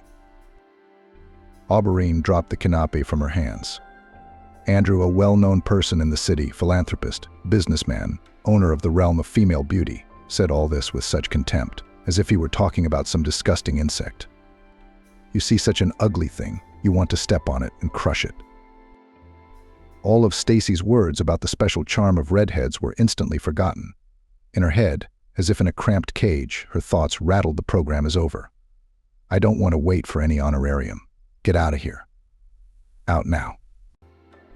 Oberyn ran out of the lobby bar and immediately ran into the two men talking with glasses of cognac in their hands. "Damn, "Andrew, your stage vis-a-vis just heard us talking," one of them said. "Hold her and calm her down." But it was no longer possible to hold Oberon, who was rushing forward. She started rapidly down the narrow spiral staircase to the first floor. The wrought iron railings beneath the smooth, shiny handrails were all decorated with graceful roses, so skillfully crafted that they were indistinguishable from real flowers of royalty, with buds, leaves, and thorns blooming. Near the next flight of stairs, the wide pants of his stage costume caught on one of the sharp metal branches below. The red-haired clown was still running desperately downward, but the sturdy fabric was already caught on the metal. Oberon flailed her arms ridiculously in the air, and like a puppet, she was hung from the treacherous piece of jewelry. The last thing she felt before she lost consciousness was multiple jabs of something hard in her chest, stomach, and legs. Drops of blood instantly began to appear on the steps. As the crowd rushed to the scene, the picture was gruesome. Hanging from the metal rose pattern under the railing was a bright redhead named Oberon. Only now she wasn't laughing at all, nor was she uttering funny phrases in a ringing voice. She was bleeding, and no one would ever know that a few minutes ago the heart and soul of this young woman had been bleeding, just like that. The ambulance arrived quickly. By then the hotel guards had already pushed the curious away from the scene of the accident. They were afraid to take Oberon down the stairs without medical intervention. The sight was horrific. Local paparazzi were sneakily clicking their phones, trying to get sensational facts that could then be sold to the media and the yellow press. There were many amateurs before the media. Someone was rubbing his hands together, rather rubbing his hands that Andrew was proud of it, and now it would take a long time to wash off.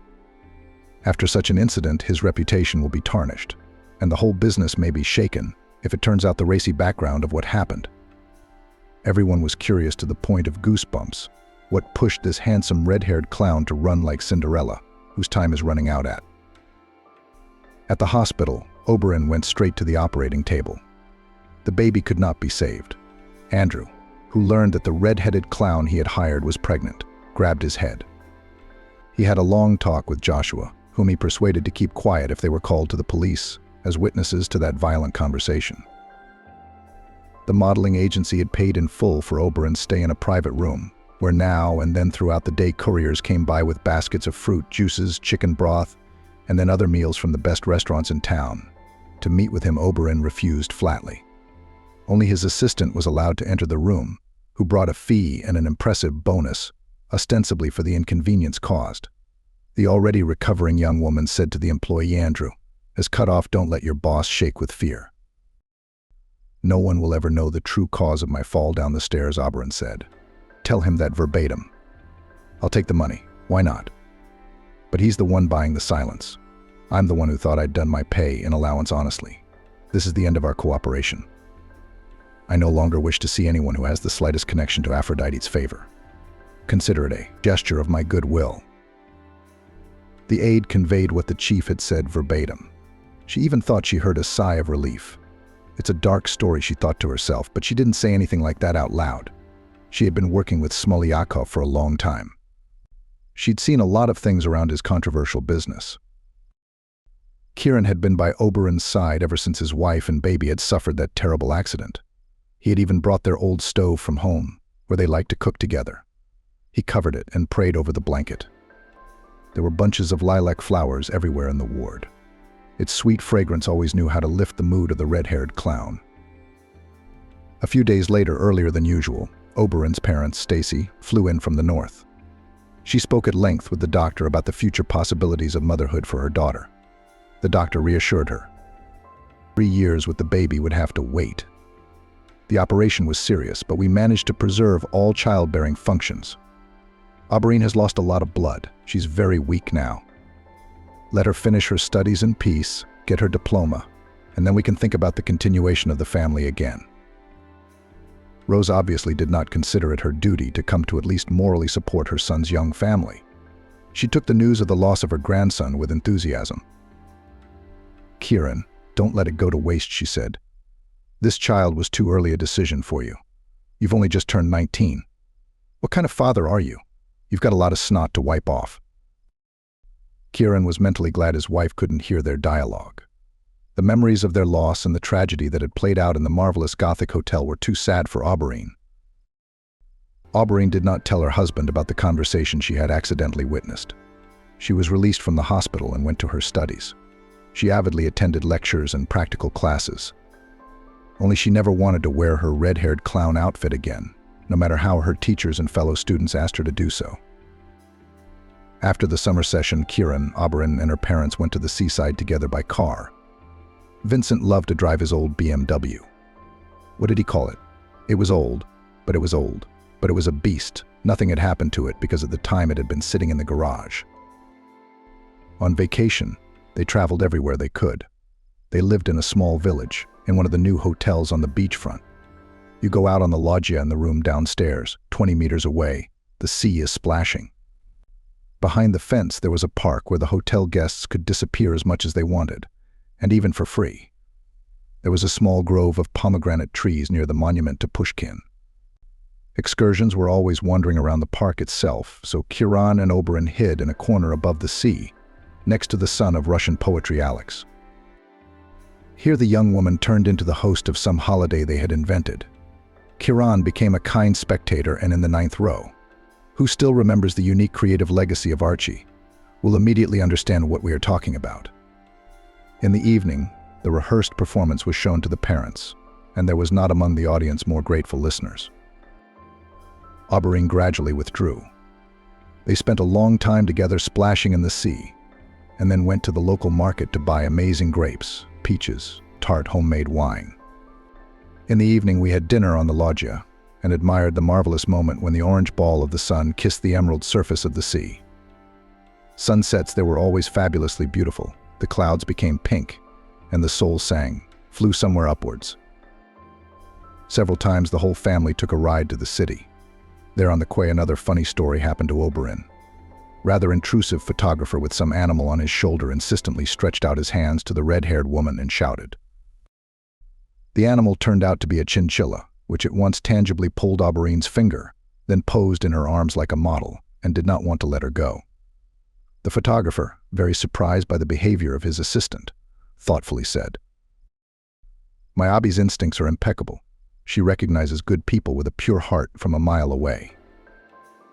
The photographer didn't even understand why the family was laughing at first. Vincent eagerly explained, "You've just taken a picture of your namesakes, your Abby and our Auberine. I noticed from a distance." He and Kieran hugged their companions by the shoulders and they continued their walk along the picturesque promenade. This vacation was one of the most memorable events in Auberine's life. And then grief came to the house. Vincent's mother had died. She quietly went to heaven in her sleep. The empty apartment no longer smelled of freshly baked goods. Only the shelves of the pantry still held jars of cherry compote. True to tradition, the quiet, cultured grandmother Auberine had managed to prepare this summer season's favorite supplies. Folk wisdom says trouble doesn't come alone. It brings the next 6 months after the death of Grandma. Tragedy happened to the beautiful Rose Arnold. The accident was trivial. The actress did not want to part with high heels, even on winter boots. In a rare for the southern city period of ice, she slipped right on the tiny edge of the steps leading to the entrance. Rose took an unfortunate fall and broke her infamous femoral neck. Kieran had just turned in another winter session at the time. After his grandmother left, he and Janie had moved back into the apartment of Aubrine's young parents. It had always seemed more familiar to them. And then, with a surprise from her mother, Auberine ran to the hospital to see Rose as if it were work. Her second mom turned out to be an extremely capricious woman. Kira Swan secretly left on the pretense of a touring emergency. It was as if she'd never been there. Kieran disappeared in the morning at the university, and then ran on the orders of his mother after the operation, which promised that she would be able to walk again after the injury. The ward and comforts were costly for the youth. Finally, after a couple months on hospital duty, all those expensive delicacies from the stores, morsels, specialty coffees, teas, and desserts, Rose Arnold was transported home with pomp, as if to the sound of an invisible orchestra, and settled on a disassembled sofa. Already on the way she sang Auberine, either an ode to her daughter or a romance about her love for her daughter-in-law, with a mute plea in her eyes not to abandon her in such trouble. Kieran and Auberine went to live with Rose Arnold. Just a year after that tragedy with the red-haired clown. Outside the window, the fragrant lilacs were blooming again. Auberine hoped that soon her mother-in-law would recover, and she and Kieran would live their old life again. A whole year passed in labor and care for Rose Arnold. The young woman rolled her grocery cart between the aisles at the supermarket and thought to herself, Rose's mom loves cranberry morsels. We're just out of it, and I've got to find a tea bag of chrysanthemum. They say it lowers blood pressure when it's cold. With her fracture, we don't need hypertension coming out. It's all coming from nerves. I happy, carefree living with her son Kieran, and she, at her elegant age, does not need unnecessary troubles. Auberine's confidence has been boosted in recent months by a big change in her creative field. The breakthrough came unexpectedly. Once she was rushing home after classes at the university to quickly tell her husband what topic she got in her thesis, and almost knocked down some young woman. I turned around to apologize, and it turned out to be Polyakov's assistant who had brought her honorarium to the hospital. Abby wanted to get away. The memories associated with Aphrodite's favor were too painful. But that was not to be. Smolyakov's right hand grabbed her by the sleeve of her jacket and said, "You're just what I need. I was going to look for you. And here you yourself showed up." The woman smiled warmly and continued, "You've played a part in my career. It's up to you to clean up the mess." After the accident with the red-haired clown, I could no longer work with Andrew. I felt in my gut that he had a hand in the tragedy with you. I've known his partner Joshua a long time, so it wasn't hard for me to get him to talk and find out the truth. I couldn't look at the chief without contempt after those revelations, and Adam was pretty famous in modeling circles. I quit under a plausible pretext. Soon I found a new place, cleaner, more decent. I'm now in charge of children's parties, running my own company. My business is booming. Now I myself need an assistant with a golden, untainted heart like yours. Let's try to work together." The clouds seemed to part and the sun shone brightly around her. She had always secretly dreamed of working with children. The younger generation would never discuss her appearance. They would just enjoy the show. For a new part-time job took up with great enthusiasm.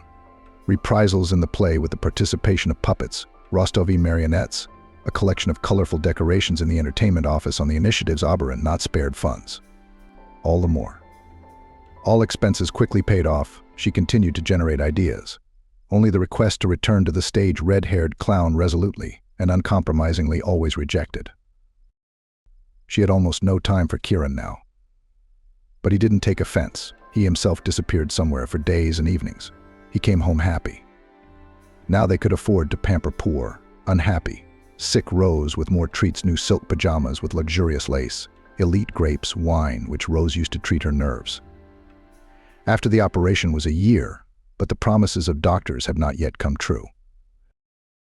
Rose Arnold did not leave the sofa, to which Janie all the time carried trays with the next wishes of her mother-in-law. The woman was clearly not suffering from a lack of appetite or requests.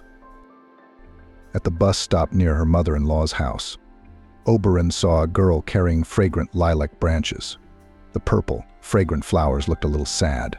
They wanted to drink, to be in a moist environment. But passers-by were bustling past on their own. No one was going to buy lilacs. "How much do you want for spring happiness?" Auberyn asked the young saleswoman with a smile. "How much would you give for a date with spring?" The girl cheerfully picked up the game. Oberyn, who had just today received a fee for another series of birthdays, was generous, taking out a $1,000 bill from her purse. After thinking about it, she added a large Belgian chocolate bar. She was treated to it today by one of the moms of the kids who were guests at the children's party. The girl did not break down and gladly took both gifts. She tried to give Auberyn the whole set of obviously barbarously broken lilac branches. The woman gave the young flower seller another warm smile and gave her a final pep talk. "Soon people will start coming back from the day shift. A lot of people like lilacs. You'll sell all you can get in no time. And I'll have enough for this many branches. Good luck, my friend." The rest of the way to the apartment, Auberyn kept bringing lilacs to her nose. Her snub nose greedily inhaled the sense of spring's awakening to life. How fortunate that today's holiday had been moved 2 hours earlier. She was able to free herself at an unscheduled time. Now she would put the dough for the cookies of her grandmother's famous delicious scones. She'll probably have time to boil some borscht too. She hadn't spoiled Kieran with a home-cooked meal in a long time. Both of them had no time. They sat on half-finished products. Only Rose Arnoldovna, who had been ill for a long time, drank fresh, strong broths. She's a sick person. She's supposed to be on the payroll. I tried to open the door to the apartment quietly. Her mother-in-law liked to take a nap during the day. Why bother her? On the threshold, she froze when she heard the ringing voice of her second mother, not pitiful as usual. Bella, my dear friend. That's me. All on the main roles in the theater did not take. But in vain in me died a great actress. For 6 months I've been playing that nasty Oberon by the nose, and she doesn't know a thing. Oberon turned into a mute question. Guess what? Rose Arnold was on the phone with her pal, a makeup artist from their theater, a talented actress. You know we paid for the surgery back then. Well, I'm back on my feet, but I can only walk around the apartment with a stick. And that's only when I'm home alone. Oberyn, although my sister-in-law is easygoing. I just got a job. I'm about to graduate. Hunt will be looking after me so diligently. Even then, she continued, flicking her lighter and lighting another cigarette. Oh, how good it is that this is not a crypt. Red-haired Berzina didn't give me a grandchild then. As I imagine that now there would be one more of the same ugly redhead walking around the apartment, my heart would go straight down. How my Kieran started earning good money. Wouldn't you recognize him? He's grown up. He's handsome. It's not the kind of woman who should be his date now. Oh, you don't know our big news yet. Kieran's finally met a beautiful girl and he's going out with her, soaring on the wings of love. No, I haven't seen her in person yet, but my boy has been bringing me photos of them together on his phone. She's a goddess. She's got a good face. She's beautifully built. No wonder Kieran lost his head. I gave them the keys to my country house. My son and daughter-in-law didn't know about my third husband's inheritance. I kept a mansion in the suburbs for myself for a rainy day. But seeing how Kieran is in love with this lovely creature, I could not resist at the sight of imposed on him a stupid pregnancy wife. His eyes never burned. Oberyn sat down on the grocery bags just down the hallway. Everything swam in front of Oberyn's eyes, a ball of fire growing in her head, ready to burst into shards of pain. It's not true, her heart screamed. And her mind, unwilling to give in to her emotions, immediately began to toss in bits of strange inconsistencies, titillating them with the strangeness of her memories. Here she was walking Kieran to work, and suddenly she smelled the unfamiliar, tart odor of perfume from him. And here they are at the mall, and he declares to her that he is tired of walking in cheap socks from the collection of 10 years ago. He pulls her into an expensive men's clothing boutique, where they buy him stylish jeans. As recently as the day before yesterday, he returned from a late job and flatly refused to eat dinner. He explained that he was so hungry that on his way home he went to a cafe and ate there. He had never gone to a catering establishment without his wife before. They had been together all their lives since kindergarten and trusted each other so much that it had never even occurred to Oberyn that her childhood friend, classmate, and husband could go out, get involved with someone, or have a mistress. Oberyn suddenly froze. After all, citing fatigue, he had not shared a bed with her for over a month. Is it really true what her mother-in-law is now happily telling her girlfriend? People react to stress in different ways. Someone immediately rushes into battle to reclaim their position. Some people drown their sorrows with wine and sedatives. Oberyn was neither one of those two types.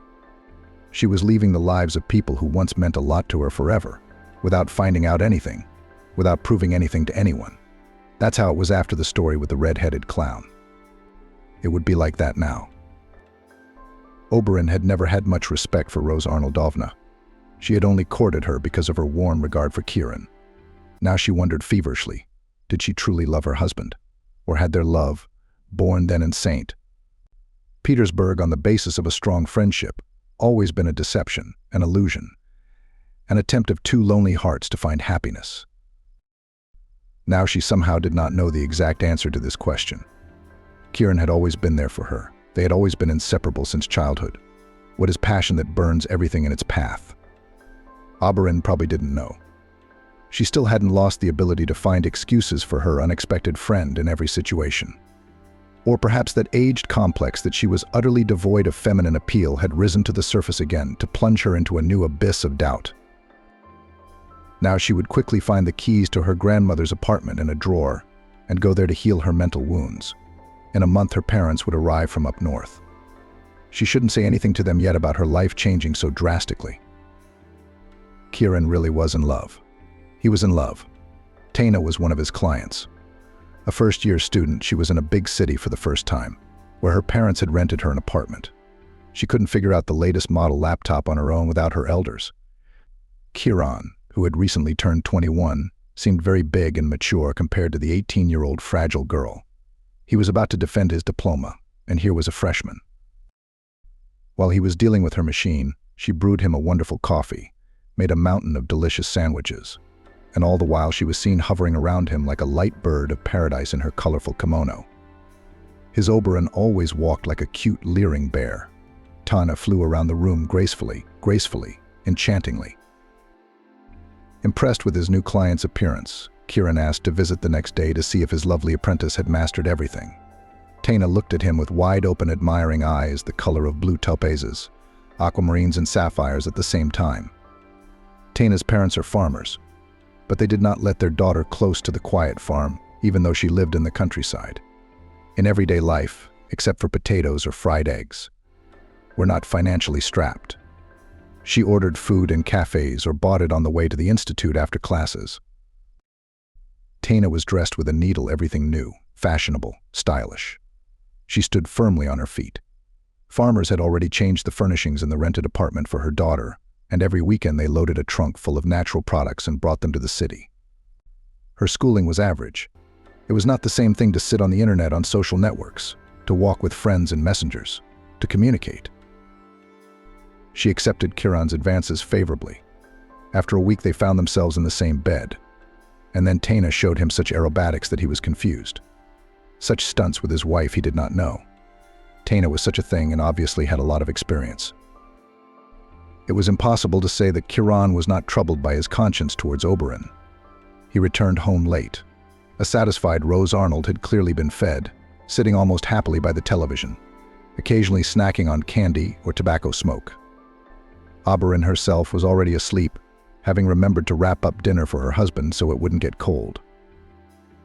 Kieran thought he was swearing to himself with his last words, promising himself to end it all at once. But as soon as he found himself in Tana's arms again, he forgot about everything in the world. Once, when Rose Arnold was in a particularly benign mood, he could not withstand the oppression of his radiant happiness and confessed to his mother that he was dying of love for a young girl.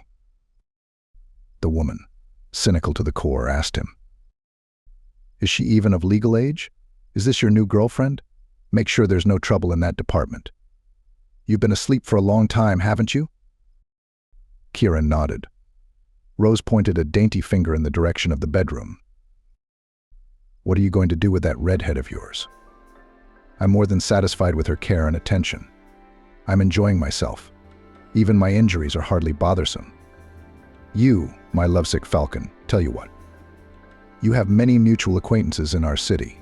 Even you with your mistress your wife did not tell you. I told you before my last official husband left me inherited a luxury country house. Arrange your dates only there, away from prying human eyes. Your girlfriend Tana will love it. You can be sure of it. And it's only an hour's drive from town. There's a woman looking after the house now. I'll arrange for her to stay on as au pair. And I'll keep Oberon with me for as long as possible. Do you understand me?" Rose Arnold was wildly delighted with the country estate. She was still a very young and unsophisticated woman. Such luxury only seen in the movies. The actress hid this cozy nest from strangers and her friends, many years often under the pretext of departure on tour spent on the fazenda, as she called his country mansion, time with another hearty friend. Yes, even these temporary men did not admit that this expensive real estate belongs to her. Such a tidbit could turn any seemingly in love man into a real Alfonso, hunting for the treasures of an aging beauty. Oberon naturally had no idea of such an Alibaba cave of comfort either, nor had Kieran previously known of it. He and Tana were just out of town on that spring day when Abi had fled their home for a few breaths. Tana stretched sweetly and said to Kieran, I have an unobvious suspicion that I'm pregnant. I've been getting nauseous in the mornings, and today I was freaked out by the smell of fried fish. Tomorrow I want to go to the drugstore to buy a test. If my hunch checks out, you're going to have a serious talk with your wife. You said you never loved her. It was just a true friendship. Well, tell that to your wife now. Hearing the suggestion that his incomparable mistress might be in an interesting position, Kiran soared to the heavens. My baby, how happy I am. I won't wait for tomorrow, and today I will announce to my mother and Oberon that I want to be only with you. Not a single tear will fall from the eyes of the mother of my future child. I will never make her heart race. I will never do anything to upset her. But at home, where Kiran returned from his date, elated by the news, everything went wrong at once. Rose Arnold sat among the soft cushions, her lips sour with resentment that she had been abandoned by everyone.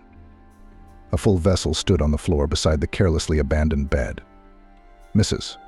Actress did not even think to try to carry it to the toilet, although during the day she quietly went to the restroom with a stick while no one sees.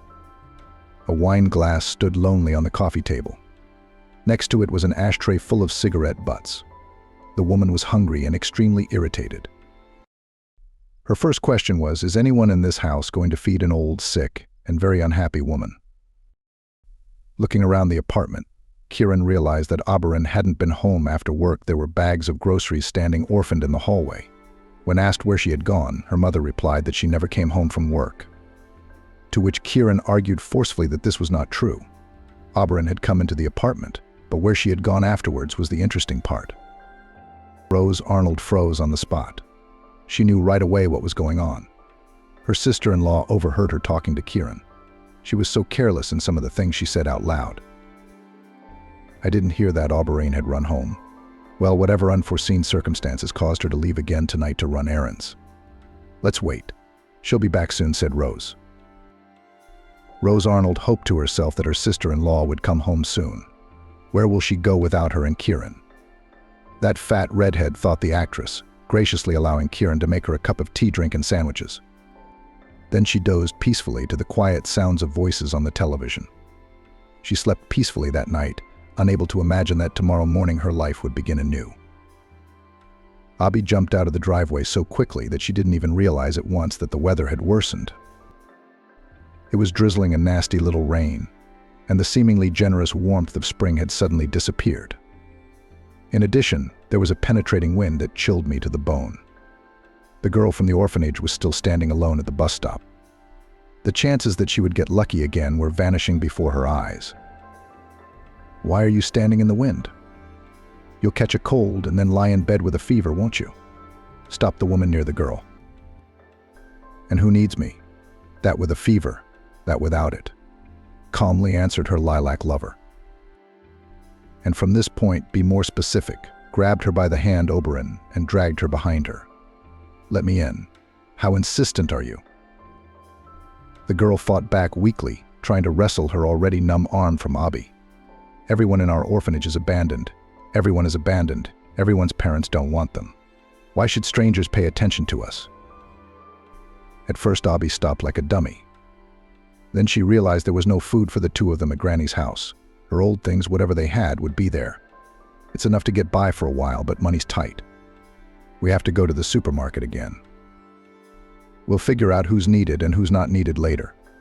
In the meantime, come and visit me. Don't worry, I won't hurt you, she grumbled. What's your name? Woe is me. I am Esmeralda, said the girl. And I am 12 years old. 12? Abby looked at her puny figure doubtfully.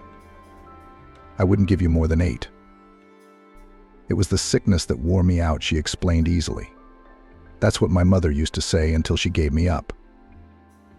A new tangle of questions began to form in Abby's mind. It was a good thing they were already approaching the store. Otherwise, she felt the strength to digest her emotions begin to run out. In the warm room, they picked up everything they could fit in the cart. Pears were already $0.05 each, and Abby kept stacking and stacking bags of fruit. Marmalade, large pineapple, oranges, grapes, bananas. Smoked sausage, some kind of uncomplicated cheese, milk, butter, sour cream flew indiscriminately next. They completed the still life in the cart: buns, pastries, fresh vegetables, pasta, and cereals. Do you respect cheesecakes in semolina? Oberyn asked the girl with interest. I am not capable of serious culinary feats. I'm already independent. I can cook anything: potatoes, eggs, sausages, or wieners, Esmeralda replied. But at home they sorted out their purchases, and Abby was glad in her heart that she had kept the habit of not turning off the refrigerator. It came in handy now. They needed electricity. Dinner was a quick four-handed meal. At the table, Esme explained to Abby what her words about the orphanage had meant. America has many sick children with rare diseases. Treatment is most often beyond the means of their parents. But many dads and moms fight their little ones to the end. Not all of them. There is a layer that over time loses patience, does not see the prospects, tired, doesn't believe it can ever end. They come in and file a parental rights waiver for people like me. I've been treated pretty well. I could live many more years on specialized medication, but my mom wouldn't even inquire about the cost. She said, "No, Esme, I can't stand to see you suffer any longer. All these procedures, endless injections, my heart bleeds. You're so thin, so pale. I'll leave you here at the boarding school, and I'll go home to the village." The farm is unattended there. I had to give up chickens, cows, and goats. I'll show you at home. Mother bought a lot of treats that day. There were enough treats for all the wards. But she forgot to say that she had signed a waiver for me. Her daughter don't think badly of her. She's good, only weak. In our therapeutic boarding school, such cases are common. No one is surprised. Recently, Alex was abandoned. He's not used to it yet. We have a lot of lilacs around the building. The gardener's happy to see them. If we cut off the extra branches, it still has to be cut every year, and he doesn't have time to do it everywhere. So Alex, he's my friend, said Esmeralda. We've been around each other for a year now. He's got a sweet tooth. I sell lilacs at the bus stop. I climb out of the crawl space in the backyard, and then I bring him something good to keep him from crying. Did the needle in her knee or Esmeralda's words hurt Oberyn? Alex, he's my friend. The class in their kindergarten class came to mind. The first flight from the garages with Kieran by the hand. She shook her head. Looked at her watch. Jesus, Esme, it's 8 o'clock. There's not enough time for you at boarding school. Yeah, Alex, I've got to run already. We're right next door to you. 2 blocks away. Will you walk me out? You'll recognize our house by the bright blue fence and the sand-colored walls of the buildings outside. We have a temperature reading at 2100 hours. The babysitter won't let me go any earlier. The older boys are used to making do with their own entertainment after supper. Among the little ones, the heavier ones are more numerous. My peers are already all cured. I'm just beginning. After Seryoshka's abrupt departure, Oberyn sat in a daze. How little we know about the world of those who hourly live with pain, calmly put his hand under the drip, has long been not afraid of injections, knowing that they will bring relief. She has repeatedly seen on TV how they announce the collection of money for the treatment of another seriously ill baby. Even a couple of times she has sent money in change to the specified account. We all feel that the trouble is somewhere out there, far away, not us, she said. Tomorrow I'll have to talk to their agency about holding a charity party for these kids, something to pamper the poor in their bleak existence. And she also thought about the fact that parents who abandoned a child alone with a disease are traitors. There is no forgiveness for them. Misunderstanding. Meanwhile, Kieran puzzled over where Oberyn could have gone. There was no way his wife could have found out about his affair with Taina. He had no contacts of anyone with Oberyn's new job, and in his speculation he decided to call Taina. Kodak, have you decided to let me know that you've already talked to your wife about us? His favorite Rose asked him at once. And what was her reaction? She's as good as gone through the ground, Kieran answered her. Oh, and where will your redhead go? I'm sorry, she's not a beast at all. Who needs her? Rose pouted her lips. Taina, keep me posted. It's time for me to wash my hair. The girls will be in soon. A fellow student has the sniffles and we were going clubbing tonight, Kieran said. He blew his nose into his eye in the night and then pulled his jacket on. It was still raining outside, so he went looking for Oberyn. Started, of course, at Oberyn's parents' apartment. Maybe his wife had an urgent need to go there for some reason, and she was late with her business. A faint light was clearly visible behind the light curtain in the kitchen, despite this late hour. It took Kieran a couple of seconds to get to the 3rd floor. At his call, Janie opened the door at once. "Don't bother, Kieran, you're not going in the house." "What's wrong?" "Oberyn, you're not yourself." Kieran tried to insist on his husband's rights. "Come on. I don't want to make a scene humiliating you and me to keep at least the good things that have bound us together for years. I accidentally found out about your love for another woman. Well, that happens. People drift apart in life. Let's do it in a civilized manner." Kieran, for the first time in his life, didn't know what to say to his wife, his battle buddy. "You're 100% right. You can't argue. There is no such argument. The most reasonable thing I can think of is, do you want to stay in your parents' apartment? Then let's at least pack your things so you have everything you need." Oberyn suddenly understood. The point in their relationship hadn't been set when she'd rushed out of Rose's apartment. Her husband had disowned her now, this very minute, burning bridges with his caring proposal, letting her know the Rubicon had been crossed. It was desperately painful, like when her appearance as a red-haired clown had been mocked.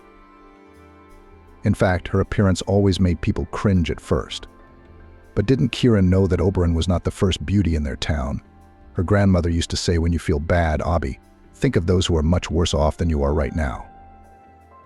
The woman was immediately reminded of today's encounter with the sick girl. There was so much courage and a kind of cold-blooded calmness in that child that Oberyn should have taken an example from her. She would pack up now and go to bed. Let the morning, which as rumor promises is wiser than the evening, make her look at everything with different eyes. 2 months had passed. In the intervening period, there had been global changes in the lives of Kieran and Oberyn. The former had experienced the first disappointment of his life, and one that he could not recover from. There were several reasons for his lethargic apathy and complete indifference to everything. Rose's hypothesis that she was pregnant was not confirmed, and it was good that Kieran had not learned the whole truth in that legend. In fact, Taina, who had long been intimate with the opposite sex, had been taking birth control pills, clearly following the instructions for their use. The pregnancy pranks had been designed to test her young lover for lice. Taina had come close to not expecting such a violent, enthusiastic reaction from him. And when she learned that his wife had left him, she put forward the rest of the seductive resources. Only her maneuvers were unnecessary. She enthusiastically accepted Rose's absentee invitation to pay a visit to the unhappy, ailing actress. Once in the apartment, which hadn't seen Oberyn in days and was in need of a fresh cleaning, Taina was instantly aware of the situation. It was springtime outside and the air was stale indoors. The young beauty, after listening to Rose's compliments, made a show of telling Kieran that she had toxicosis. She was still listed as a mommy-to-be at the time and went outside for a breath of clean air. Taina never returned to Rose's apartment or Kieran's life again. Oberyn had calculated ahead of time what awaited her in her future possible marriage to Kieran. She didn't even want that posh country house as a wedding present. Oberyn was sure that she could find a more interesting party for herself in this southern city. Youth and beauty would always be at a premium. Kieran had not expected such treachery from his beloved. No, he was ready to hire a nurse for his mother to take some of the household chores on himself, since Taina was soon to become a mother. But he couldn't tell her any of this. Taina had cut off contact with him once and for all. She blacklisted him wherever she could. She wouldn't open the door of her rented apartment. Stopped being friends with him on social media. The man was in shock. He'd given up everything for this love and was left with nothing. Kieran's mom couldn't keep a single caregiver around for more than 24 hours. She drove everyone crazy with her whims and kept demanding that Kieran reconcile with Taina immediately. The funny thing was that it didn't even occur to her that she was most to blame for the family's troubles. She encouraged her son's affair. She had hurt her daughter-in-law with bitter words. She never learned to appreciate human warmth and kindness. With her hair and clothes unkept, she was more and more likely to have a glass of wine. She was now a pitiful sight. Her former regal beauty was long gone. No longer an elegant lady, but a proud old woman who still fancied herself a queen, but now without her loyal subjects and admirers. Kieran had the good sense not to bother Oberyn with vain requests to return. He wondered how his ex-wife managed to keep her mother's apartment in perfect order. Oberyn studied and worked. She'd gotten her diploma with honors. In her agency, she was known as an indispensable employee. Lately, she'd been seen several times in the company of Matthew, the electrician. Their friendship began unexpectedly with an unfortunate accident during a children's party. It was the hottest time of the year. Summer had just passed its second half. The thermometer was already afraid of heights, approaching the mark of plus 40 degrees Celsius. Split systems tiredly drove cool air in the hall for festive celebrations. On that July day, as the biggest joke, the clients had booked a themed party for their daughter based on Andersen's fairy tale, The Snow Queen. The highlight of the party was to be the outlandish ice cream cake still waiting in the freezer. After playing around pretending to be a cotton candy snowdrift, the evening's host, Oberon, realized that something had gone wrong. The heel of her sandals had gotten stuck in an unknown gap in the wooden floor. For the third time, the children walked in a joyful round dance around Gerda and Kai, who had found each other. Next came the transition to the feasting room, where drinks and desserts awaited. Matthew, who had been watching the dress rehearsal before, assessed the situation in a flash. The ex-military man, who had excellent physical fitness, a real giant with hard, as if carved out of stone features, picked up Auberine in his arms, deftly pulled her feet out of her sandals, and as if nothing had happened, brought and sat her at the table with the children to the applause of the audience. "Matthew, help me out," she smiled warmly at him. I was at a loss. I didn't know what to do. "It's a pleasure to carry such a wonderful woman in your arms." The usually unkind electrician mumbled, shook her hand in embarrassment, and then disappeared out the door. Auberine would not be rusty. She's not a nun, after all. The next day, the whole staff was already enjoying buns baked according to grandmother's old recipe, and the redhead whispered in the electrician's ear, "I baked them for you, Matthew. But there were so many of them, I thought I'd treat everyone." Matthew and Oberon often walked home together from work. One day, out of the blue, the woman shared her idea with him. "I'm friends with a girl from a children's treatment center. Auberon is friends with an orphan girl whose mother gave up her parental rights. Oberon finds out what documents she needs to gather to formalize the girl's guardianship. However, she was persistently advised that the girl would be better off with a full family, since Auberine had just divorced her husband." Already divorced, Auberine explained. "Did I hear you were married?" Matthew wondered. "I'm not one to court a lady with a wedding ring. Would you take me on as daddy to your little friend?" "I'll think about it," Auberine smiled slyly at him, looking a little like an oddly ginger-colored bear. "But I promise I won't be thinking for long." And she laughed out loud. At home that summer evening, Oberon pulled a round box out of an old dresser. There was no exotic lady's charm hidden inside. Here lay a red-haired clown costume. Tomorrow, Oberon was going to announce to the girl that she would soon have a new home with a foster mom and dad. Such news was a celebration for both of them.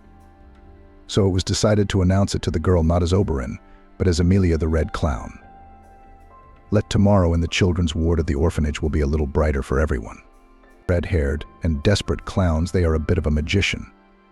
Just don't tell anyone about it, or people will torture them with requests for happiness. Happiness has to be earned. Otherwise, it's not real. Vivian decided to surprise her foreign fiancé and learned Italian, but accidentally overhearing his conversation. Before leaving the office, Vivian habitually looked at herself from head to toe in the large mirror by the door. Her blonde hair fell in waves over her exposed shoulders. The light dress beautifully outlined her slender figure. The length of her legs was emphasized by sandals on a low heel. The girl smiled at her reflection. Yes, she was completely satisfied with what she saw. She especially liked her own eyes, lately huge blue lakes, which now had a special light in them. They sparkled with joy, glowing with anticipation of happy changes. And love, of course. Yes, Vivian was in love for the first time in her 23 years. So much so that her heart jumped out of her chest at the mere thought of the person she loved. It turned out that all the romantic experiences that visited the girl before meeting him were not serious, even her feelings for Ben. "Yes, beautiful, beautiful. Do not doubt it," smiled Vivian Amelie, a colleague about 15 years older than the girl. From the very beginning, she had taken care of the new young employee, who had just graduated from university, taking her under her wing. Vivian was grateful to Amelie for that. "Thank you," she smiled radiantly at her colleague. "Where are you going after work?" "On a date with your Italian." No, Vivian shook her head. I decided to surprise him to learn Italian. It's the 10th lesson today, and I have to hurry. I decided not to tell him until later. He will be happy and surprised, of course. That's right, said Amelie. It is necessary to know the language. You never know. Vivian nodded, said goodbye to her colleague, and slipped out the door. A cab was waiting for her at the gate of the building. On the way to the language learning center, Vivian looked at the pictures on her phone. It was a long drive. The course was on the other side of the city. There was no place closer. English was taught in many places, but Italian only in this center. Apparently the language was not so popular, but it was easy enough to learn. Or maybe Vivian was so eager to speak the language of her beloved that she made rapid progress? Her teacher was very complimentary. Looking at the photos from last year's vacation in Rome, Vivian relived the pleasant moments over and over again. Here, against the background of St. Peter's Cathedral, she had no idea that a fateful meeting would soon await her. And here, not far from the Colosseum, Vivian had already fallen head over heels in love with the handsome Grace. He suddenly appeared in her life and immediately changed it, coloring it in 1,000 different colors, turning it into a kind of endless holiday. Energetic, lively, cheerful guy always infected Vivian with his positivity and good mood. And what compliments the temperamental Italian showered on the girl. They communicated in English. Vivian knew the language well, as she studied at a language school. Grace also knew it well, because she traveled a lot around the world and communicated with different people. The girl in general was incredibly open and sincere. She could find a common language with anyone. That trip to Italy was a gift from her parents. The girl graduated from the University of Economics with honors. Actually, economics never particularly attracted her. Vivian liked to take pictures. She got great pictures. She preferred portraits. Many noted that the girl managed to emphasize the inner beauty and uniqueness of people. Yes, you are a real talent, more than once exclaimed Ben. The same Ben with whom Vivian was in love all her school years. But he only saw her as a friend. Between young people since childhood were warm, close relations, however, purely amicable. Girlfriends also praised Vivian in the photo and often asked to shoot them for social networks. Nobody takes pictures of me as beautifully as you do, Trixie, a neighbor and part-time best friend declared. There's no Photoshop required on these photos of you, because you're very beautiful yourself, Vivian smiled at her friend. No, Trixie sighed. I'm fat and I have a potato nose and small eyes. But in your pictures, yes, I'm beautiful. Too bad they're the only pictures. But you're really beautiful from every angle and in every light. Vivian knew it was true. Ever since she was a child, Vivian had heard people complimenting her on her looks. She was blonde with correct facial features and huge blue eyes, graceful, fragile, with translucent skin. Vivian herself would like her skin to be darker, but she did not even tan, no matter how much she used special creams. Friends and relatives chorused about the beauty and delicate appearance of her porcelain skin. So in the end, Vivian accepted her aristocratic pallor.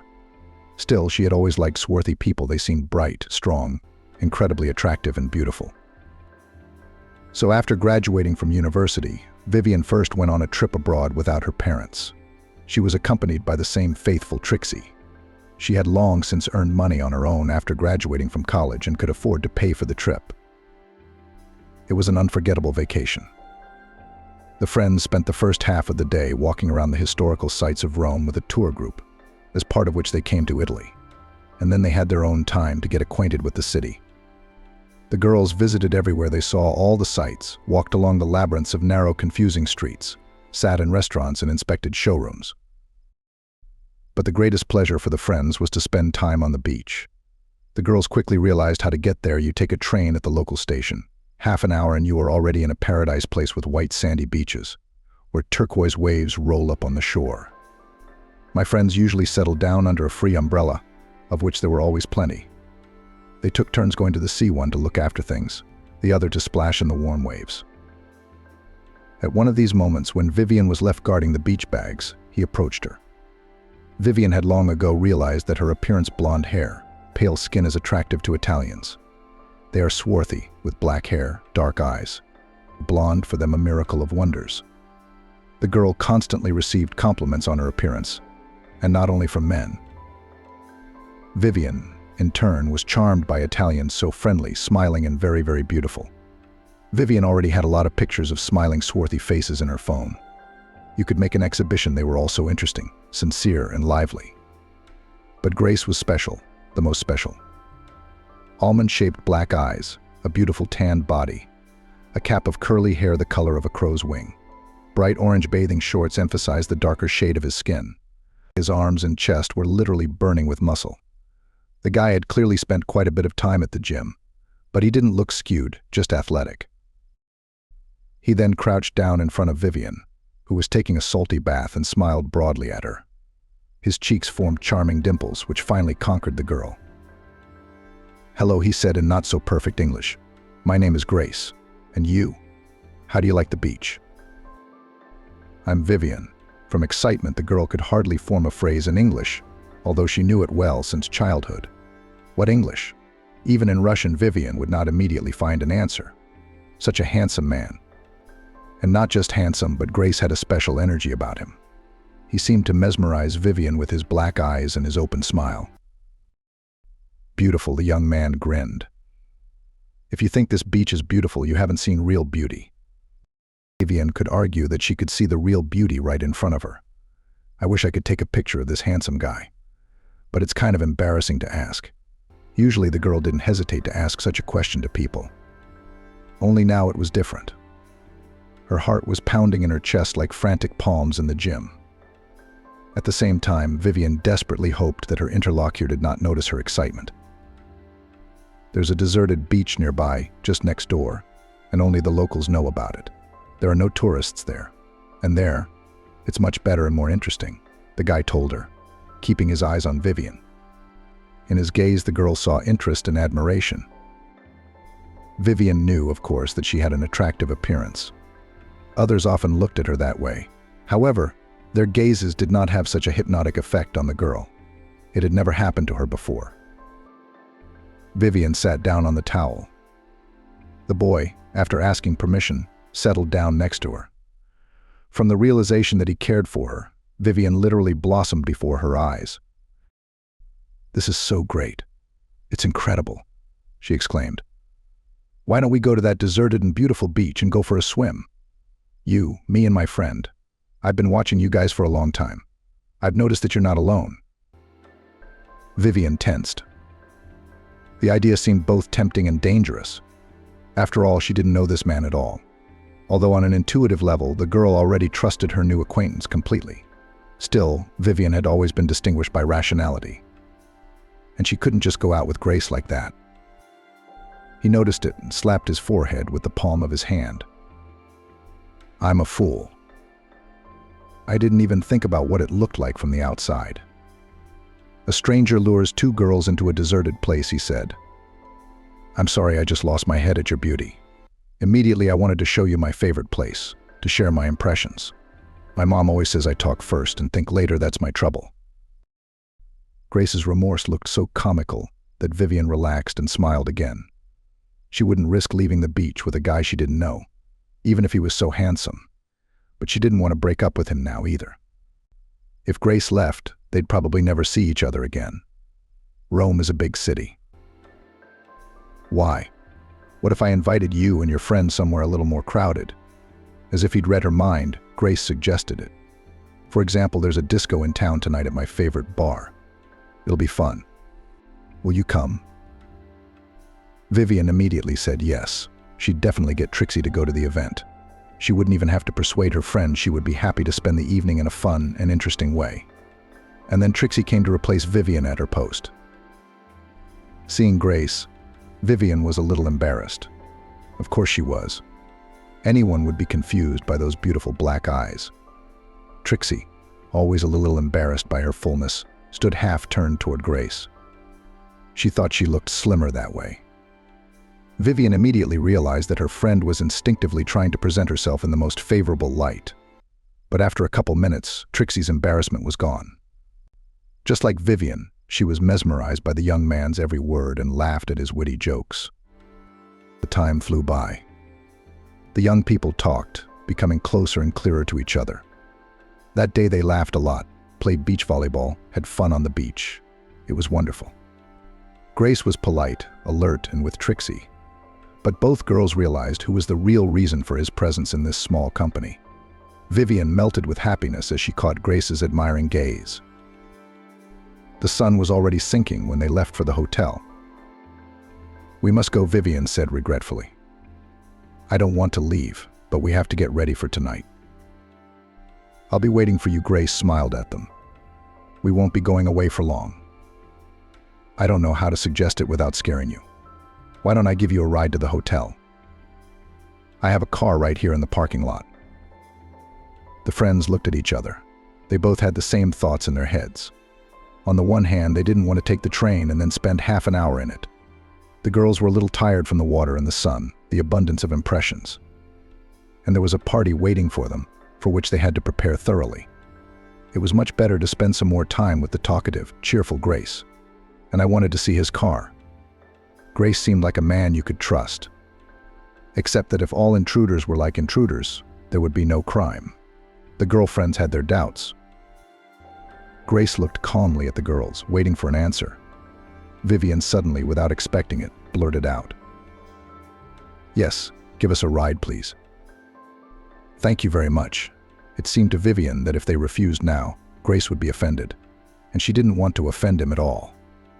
Trixie nodded with a smile, confirming her friend's words. Grace brightened.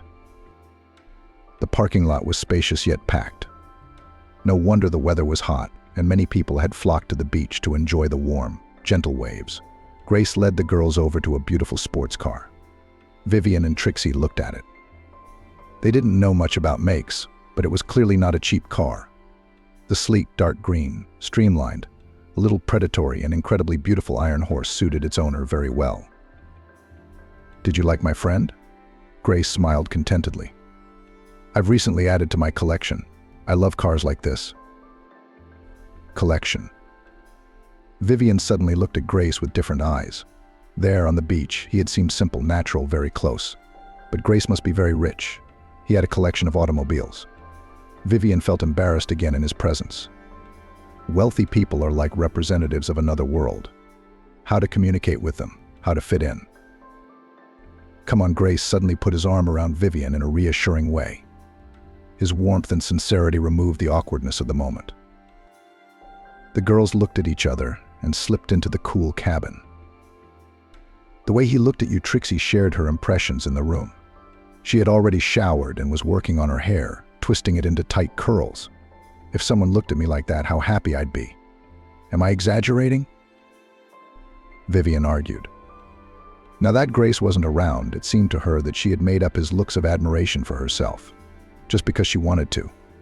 She'd gotten it into her head that this handsome man, who also happened to be rich, was looking at her in a special way. But in fact, Grace is just having fun, meeting cute tourists, having fun with them, just because he's sociable. And the blonde Vivian with her white skin and blue eyes is exotic for him. An interesting novelty, nothing more. No way, Trixie exclaimed. He's really fascinated by you. You could see it from the outside. Trixie's friend dispelled Vivian's doubts. I'm even a little jealous. Don't worry, Vivian said brightly. She was very encouraged by Trixie's words. We're looking for a handsome man for you tonight. Grace picked the girls up exactly at the appointed time. The friends got into his car without any fear. This time the guy was on another iron horse, a black Mercedes. I think this car is more suitable for the evening, he smiled, seeing the perplexity in the eyes of the girls. Mercedes is elegant and beautiful, just like you. Vivian's attention was not lost on Grace, who looked at her with admiring eyes. It was no wonder the girl had done her best. She was wearing her favorite tight little black dress, emphasizing the graceful lines of her figure. It suited the girl, and she knew it very well. Diplomatic Grace showered compliments on both friends, but Vivian felt that his heart belonged to her. The guy didn't hide it. It was a marvelous evening, delicious wine, fiery dancing, fun until morning. Grace introduced the girls to his friends. There wasn't much socializing going on. First, the music was so loud that it was impossible to hear the interlocutor. Secondly, the language barrier. Not all of Grace's friends knew English. Nevertheless, the friends had a lot of fun. At the end of the evening, Grace even dared to kiss Vivian. They were dancing, pressed against each other, among a crowd of similarly heated young people. And then that kiss. Vivian was dizzy with surprise and emotion. "I'm sorry I couldn't help myself," he smiled, looking his companion in the eyes. "You are so beautiful. You have no idea how beautiful you are." After these words, Vivian kissed Grace. He embraced her. It seemed to both of them that they were alone on the dance floor, but in fact they were surrounded by hundreds of people. Grace and Vivian met every day since then. At first, Trixie accompanied the couple everywhere, but soon she refused to be the third extra. "I feel like I'm just in the way, like the fifth wheel on a cart," she admitted. "No, you can have your romantic rendezvous without me," Trixie admitted. Vivian didn't mind. Indeed, she felt freer and happier alone with Grace. They took many walks. Grace showed the girl the sights that are usually inaccessible to the eyes of a tourist. The real old Rome, ancient and striking. And they also visited the beach, to which Grace had called her friends at the beginning of their acquaintance. It turned out to be a really beautiful place, hidden from prying eyes by low rocks. A kind of paradise cove. Soft sand heated by the sun, huge boulders, gentle waves, and nobody, absolutely nobody around. This piece of land was a whole world that belonged only to Grace and Vivian. "I want to live here with you forever, and never go anywhere," Grace confessed more than once, hugging Vivian, and she felt the same way. The young people got to know each other better and better. Grace told about himself. It turned out that he was the son of rich parents. His family owned several wineries. "We have a lot of vineyards in the province." Grace shared details of his life. "I have been accustomed to labor since childhood. I know everything about wine production from the very basics. My father says that the man who will get our empire must be able not only to give orders." Grace had an apartment in Rome, and he'd come here for a vacation once in a while, like now. But the guy lived with his parents in the province, near the largest of the family factories and a huge vineyard in the family estate. Apparently, it was a huge house with a beautiful spacious garden and even a stable on the territory. Grace loved horseback riding. Recently, the guy, like Vivian, graduated from university. Only the girl studied economics and the young man studied management. Grace loved to travel. He told Vivian a lot about his trips, where the guy has not only visited Europe, Asia, Africa. Grace saw Stalinist monasteries and ruins of Mayan temples, admired the Grand Canyon, and photographed against the backdrop of Niagara Falls. Vivian listened to him with her mouth open in amazement. Wow! They were almost the same age. Grace had indeed traveled extensively and had a wealth of life experience, having worked in the family business since his youth. His generosity and attention to Vivian pays off. He gives her expensive gifts, pays all the expenses during their dates. His gallantry and aristocratic manners impressed the girl. At the same time, the upcoming parting is very hard for both of them. Vivian is very attached to Grace. He has become for her a literally vital person just for this short time. Grace also clearly does not want to part with his favorite girl. However, he tries to reassure her, saying that this is not the end, but only the beginning of their relationship. Their fates are already intertwined, and they will not lose each other despite the physical separation. Gracie is soon to leave Rome as well. It is obvious that very deep feelings have developed between them in this short time. A difficult period of separation awaits them, but they hope to continue their relationship despite the distance and obstacles. The final scene at the night fountain is very touching and romantic. Work, business. I only stayed in LA. For you. It was my happiest 3 weeks. They were my happiest, too, Vivian said, holding back tears. I don't want to break up with you. We'll keep in touch. Social networks, messengers. I'll write to you every day, even every hour. If you don't mind, of course. Of course, I'm all for it, exclaimed the girl. But such communication, it's still not the same. I understand. I'll miss you too. I've never felt like this before. And as soon as business permits, I'll come and see you right away. I'll do that. I'm looking forward to it. Vivian left in tears. Grace drove her friends to the bus station, where a tourist bus was waiting for them. For a while, the guy accompanied them on his sports car, and then he left. All the way, Vivian looked at the photo of her lover. She took it on the eve of departure at the same fountain, where she couldn't stand it and cried in the arms of a young man.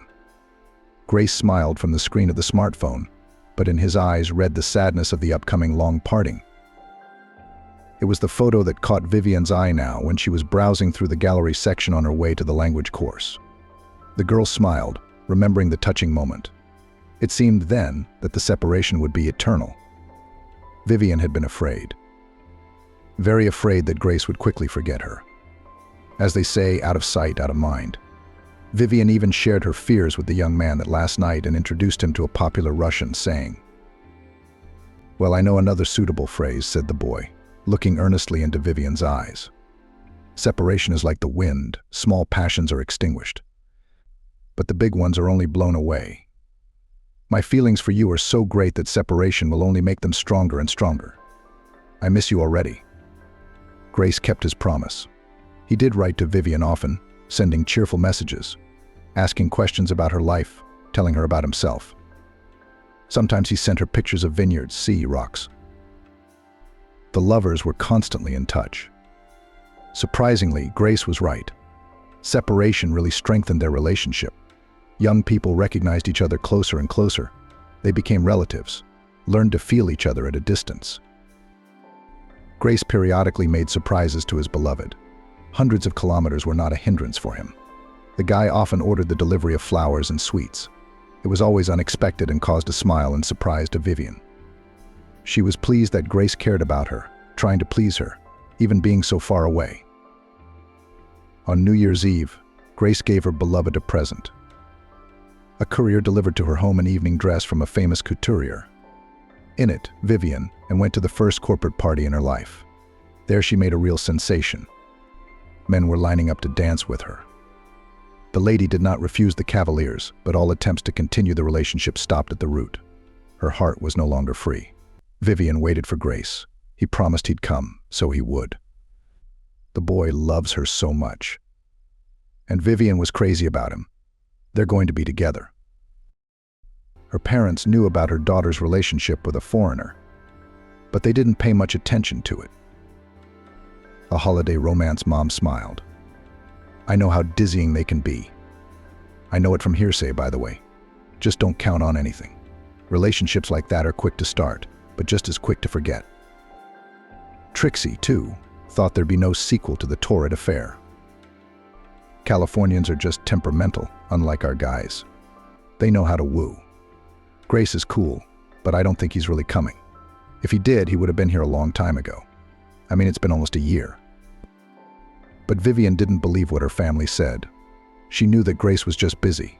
He was helping his father run his business. And that's not easy. Grace would come to see Vivian if he promised. There was a lot going on in the girl's life at the time. After returning from a memorable trip, Vivian got her first job in her life. Thanks to her father's connections, she was hired by a local oil company as an economist. The salary turned out to be such that the girl aghast when she saw the size of the transfer for the first time. Wow. So now I'll be able to provide for myself. And with a lot of dignity, Vivian exclaimed. "Well, we have a very grown-up girl," said on the day of the first paycheck at the family dinner Mom. "Maybe it's time for you to move out and start living on your own." "I think so, too," smiled the father, who looked proudly at his grown-up daughter, so beautiful, intelligent, and successful. A successful outcome of parental care and investment. Vivian clapped her hands with joy, just like a little girl. She had had her own apartment for a long time. Her father had bought it for her when she turned 18. "It's your future," he said then. The apartment was wonderful, spacious, bright, located in the center of the city. Vivian was afraid to imagine how much it cost. But then, as a student, she could not move into a new home. "You're not ready to live on your own yet," her mother said. "Let it stand for now. The apartment is not going anywhere. We'll renovate it slowly. And you study, you'll grow up. Then you will move in," nodded my father. And now, in the opinion of her parents, the daughter, who began to earn money herself, was quite ready to live separately. A new job, a new apartment, a new relationship, albeit at a distance. So many impressions, so many emotions. Life was booming, playing with bright colors. Vivian sometimes envied herself. All she needed to be happy was Grace by her side. Communication via video link was one thing, but the feeling of his warm hands on her shoulders was quite another. And recently he showed up at the doorstep of her new apartment. Grace had called the day before, unexpectedly, and warned him that he would send a courier in the morning with flowers and a small gift. When the bell rang, Vivian assumed it was a messenger. She opened the door and was stunned, unable to believe her eyes. On the threshold stood Grace. He was holding a bouquet of roses. The guy was smiling broadly. Vivian's legs even gave out. She gasped. Grace deftly took Vivian by the waist. They walked into the apartment arm in arm. She didn't go to work that day. She called her boss and took the day off. She couldn't leave Grace when he was finally around. That same morning, Grace proposed to Vivian. He didn't wait. "I want you to be my wife," he said, squeezing Vivian's wrist firmly but gently. "I realize that I cannot without you. This separation has not been easy for me. I thought of you every minute. I wanted to be near you all the time. I can't go on like this. Marry me. We'll go and live in my apartment in Rome, just you and me. Do you agree?"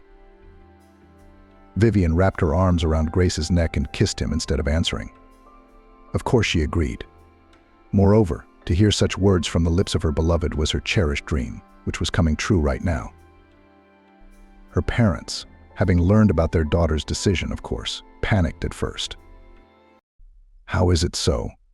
You will live in a foreign country, away from us. You never know. And what if they hurt you there?" Mom lamented. But after getting acquainted with Grace, my parents changed their opinion. The young man charmed them. They accepted the fact that the daughter will live in Italy with her beloved husband, and even rejoiced for her. And Grace generally liked everyone with whom Vivian introduced him. But you bet people are always attracted by sincerity, friendliness, sense of humor, energy. Grace had plenty of those. The only person who was not properly impressed by the handsome, wealthy Italian was Ben. Vivian frowned, remembering her childhood friend. He usually supported her in everything. How many times he had helped her out, protected her, comforted her. But this one was acting strangely.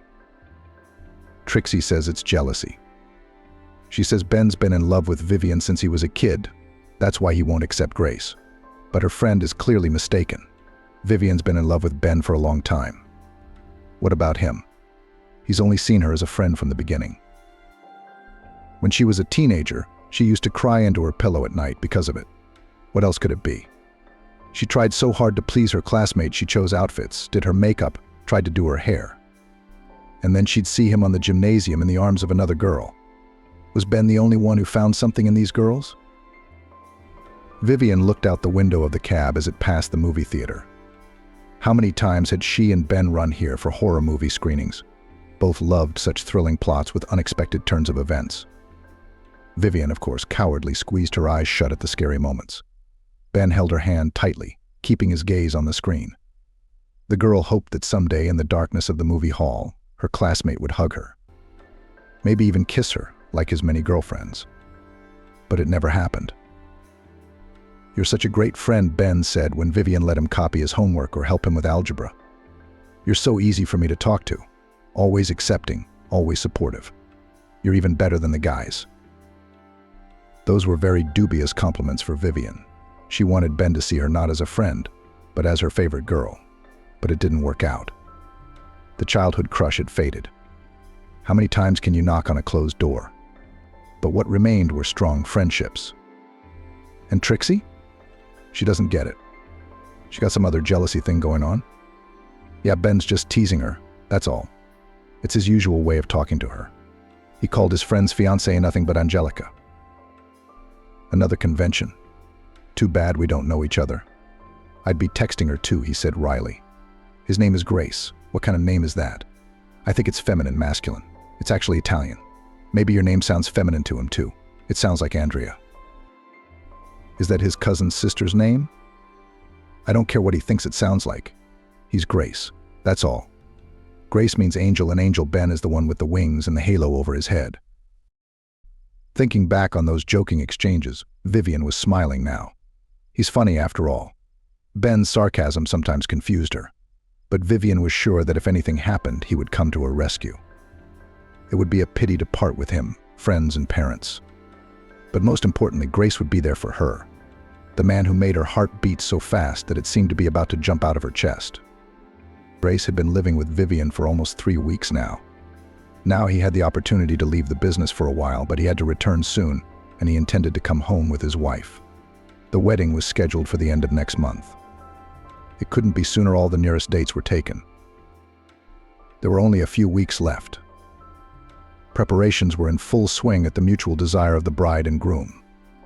The wedding was to be a modest celebration in the circle of the closest people. True, the parents were a little disappointed. It turns out that they literally, from the birth of their little girl, dreamed of seeing their daughter in a bride's outfit and dance at her wedding to cheerful compositions. And here it is. And Grace's relatives aren't going to be there. As if the father cannot leave the business, and the mother, respectively, does not want to fly without her husband. Oh, that's okay. Then you'll get to know each other when you come to visit us, the daughter reassured her parents. We will show you Italy. Wonderful country. It's still strange somehow, not human, shook her head Mom. Even with the groom's relatives have not met once. But in the end, the parents accepted the decision of the newlyweds. The main thing that the daughter was happy. They saw the joy in Vivian's eyes when she was with Grace.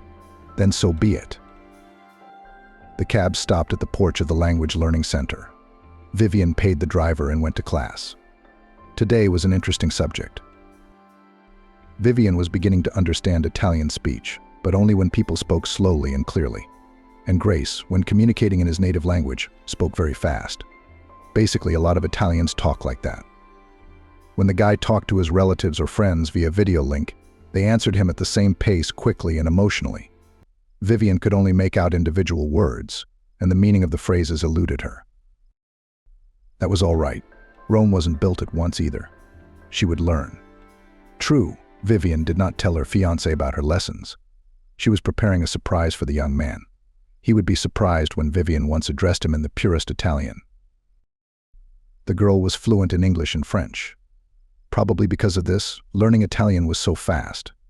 Vivian was far ahead of her classmates, so she was transferred to the next level ahead of schedule. And now she had almost mastered the next stage. Vivian wandered leisurely through the park in her own thoughts. The wedding date was approaching. Grace was still staying with her. It was wonderful. While Vivian worked, he cleaned the rooms, cooked delicious Italian meals. Often he would greet his fiancée with a perfectly set table plates with the next culinary masterpiece, a bottle of luxury wine, even candles. Life with him resembled a magical, romantic, beautiful fairy tale. What would happen when they moved to Italy? Lately, however, Vivian, who was making progress in Italian, began to notice something strange. Grace was often talking to someone, with a man's voice coming out of the receiver. It sounded like the person he was talking to was unhappy about something. Vivian could make out individual words, as it was hard to hear. Debt's police crook Grace kept reassuring the man, assuring him that everything would be resolved soon. He did it in an exaggeratedly calm tone. Probably so that Vivian would not guess the trouble. Most likely her lover did not want to upset her. The guy didn't even suspect that his fiancée now understood Italian, so he thought that the girl did not know about anything. And Vivian? She still shared her concerns with Trixie. Vivian shrugged her shoulders. Who else to share it with? Her parents had only recently gotten used to the idea of their daughter marrying a foreigner and moving to another country for permanent residence. No, they cannot be worried unnecessarily. There remains a faithful friend. She always listens and supports. What's so strange? Trixie dismissed it. He's a businessman. A business is always some kind of problem that has to be dealt with as it comes. It's just business as usual for him. That's why he seems calm. I think this man is threatening him, calling him a crook and threatening the police. I wouldn't worry if I were you. Your Grace will handle it. He's an experienced businessman. You're working yourself up, and he's not even paying much attention to the person he's talking to. But if you're so worried about it, just talk to Grace, and it'll all work out, Trixie suggested. No, Vivian smiled. I don't want him to know I'm learning Italian yet. Let it be a surprise. You're a picture, Trixie grinned. How do you want it? Vivian wandered through the park where she loved to play with her friends as a child. Just next to the road, you cross it and the native yard, her parents' house. Today after work, Vivian decided to stop by her parents' house to pick up some documents. The upcoming meeting was a joy. The girl was quickly beginning to miss both her mom and dad. It was still unclear to her how she would be able to be without them for so long. You can't go to another country very often. Everything. So she would have to communicate through the laptop screen. By the way, Grace is as reverent as his fiancée is about her mother. He often calls her and talks to her via video link. Future mother-in-law Vivian is still a very young and spectacular woman. She has the same as her son's expressive eyes, black eyebrows, well-defined lips, and swarthy skin. And this woman's hair always looks like she just came out of a beauty parlor, dark, shiny, slightly curly. Yes, this lady is gorgeous. No wonder the wife of a successful businessman, owner of several wineries and hundreds of hectares of vineyards, must live up to her status. Vivian, too, would eventually become an elegant woman like her mother-in-law. Grace's mother smiled at Vivian from her laptop screen, spoke to her in Italian, and generally seemed friendly. Grace had said more than once that his mother was pleased with her son's choice. You are a wonderful girl, very beautiful, sweet, well-mannered, he passed on the words of his mother. And my mother also thinks that we will make wonderful children, her grandchildren, because we are very different in appearance. And such a mix of genes is always interesting. Vivian smiled then. At that time, she was not as fluent in Italian as she is now. That's why she couldn't communicate with her future relative who didn't know English, but she was very anxious to do so. Grace's mother seemed to be a very pleasant and interesting conversationalist. They will surely find a common language. It was true that more often mother and son talked on the phone. Vivian heard sometimes fragments of their conversations, only Grace's lines because his mother spoke quietly. They seemed to be discussing plans for the future. At least Grace kept promising her that everything would be fixed very soon, and he would fix everything as soon as he got there. Apparently, the woman just missed her son very much. Vivian. Hello, a very familiar male voice sounded behind her. The girl turned around and couldn't hold back a smile. Ben was rushing towards her, spreading his arms for a friendly hug. How long it's been since we've seen each other. We used to spend so much time together. You look great. Ben praised Vivian with an attentive look. Despite the fact that she would soon be Grace's wife, Vivian felt butterflies in her stomach at the compliment. Her body must have reacted in the usual way. Vivian had been secretly in love with Ben for so long, and he had only seen her as a friend. Yeah, Ben was a great friend. And from the bullies Vivian protected, and with the boys teased her in a manly talk, and in the evenings met a neighbor at the bus stop when her father could not. Vivian was choreographing at the time. Rehearsals ended late, and the road from the bus stop to home in the dark seemed dangerous to the girl. But next to Ben, smiling, cheerful, reliable, she always felt like behind a stone wall. They were classmates from the 1st to the 11th grade, sometimes even sitting at the same desk, but they were usually quickly seated. Ben shamelessly cheated from the excellent Vivian, and she only encouraged it. Of course, such a thing could not pass the attention of teachers, so they covered it up. But Vivian managed to pass the cheat sheets to Ben, even when they were sitting at different ends of the class. Ben was very good-looking, tall, athletic, cheerful, with green eyes framed by thick lashes and hair the color of ripe wheat. He had the right facial features. Since he was a little boy, he had been a joker and the soul of the company. He played sports and guitar. He also read a lot, though more fiction and adventure novels. If he swallowed textbooks with the same zeal, he would be an excellent student. But the guy was attracted to other things: socializing, parties, hiking. Around him always hovered people's secret and frank admirers, buddies, friends. He was like a magnet for adventure and often became the hero of interesting stories. His life was like a soap opera. Vivian used to be desperately jealous when she saw Ben strolling along with his girlfriend. But he never noticed. He told her about his girlfriends. At first, he admiringly described the girl's virtues, and after a while he shared his disappointment and sadness. Vivian always listened to his friend and, if necessary, supported him with a word or gave valuable advice. You understand me like no one else, Ben confessed more than once. It's even strange, as if you could read my mind. It's because we grew up together, she smiled back. I guess that's why it's so easy with you. It feels so good. Vivian nodded in response. She felt exactly the same way, only she also wanted Ben to hug her, to kiss her, to hold her close. Only Vivian had never once even hinted to the guy about her feelings. Why not? Because she was afraid, I guess. Because what if confessing would push Ben away from her? And even if it didn't, it would make things awkward between them. It's not going to be as easy and pleasant as it was before. No, let it go on as it was. However, once Vivian was still close to opening up to a childhood friend. Then 18-year-old Ben, a second-year student at a local engineering school, suddenly decided to get married. The news came as a thunderbolt to Vivian. She still hoped that one day the guy would pay attention to her, not only as a friend. It happens. But if Ben gets married, Vivian's dream will not come true. The guy's girlfriend was a classmate. Vivian often saw them together. She was a spectacular person, with a lush shape and bright red hair. Not like Vivian herself, thin, almost transparent, and pale as a moth. At that moment, the girl saw herself as unassuming and unattractive. At least Ben's future wife certainly outshone her with her brightness and temperament. Before the wedding, Ben walked around a little anxious. He tried to behave as before, joking, having fun, making jokes. But Vivian could see that her childhood friend had something wrong with him. Why did you decide to get married so early? One day she dared to ask a direct question. I still have to study and study. I'll have to work here. What about university?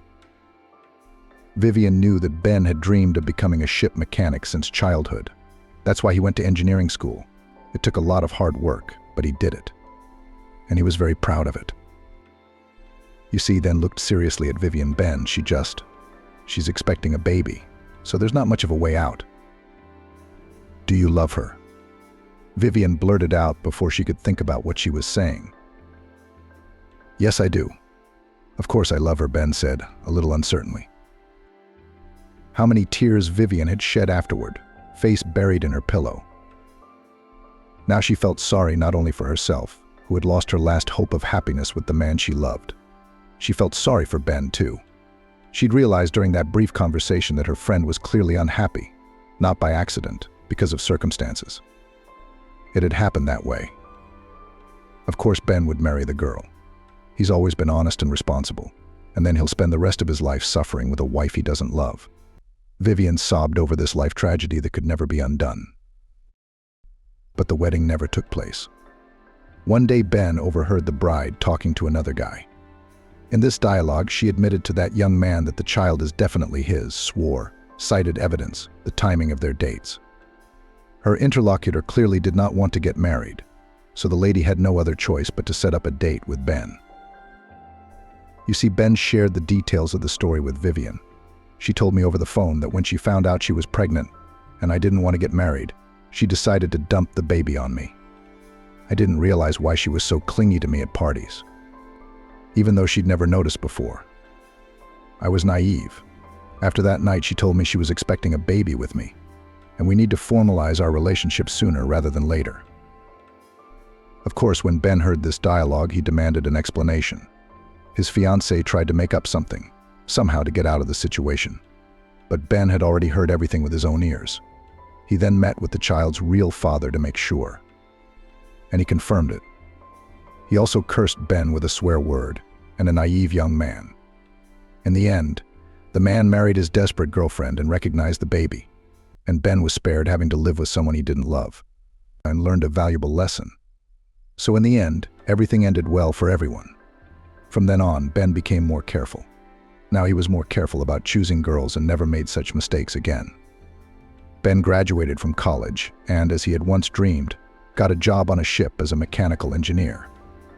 Their town was located on the bank of a large, full-flowing river. Steamships and cargo ships traveled along it, so the demand for smart specialists was high. A river.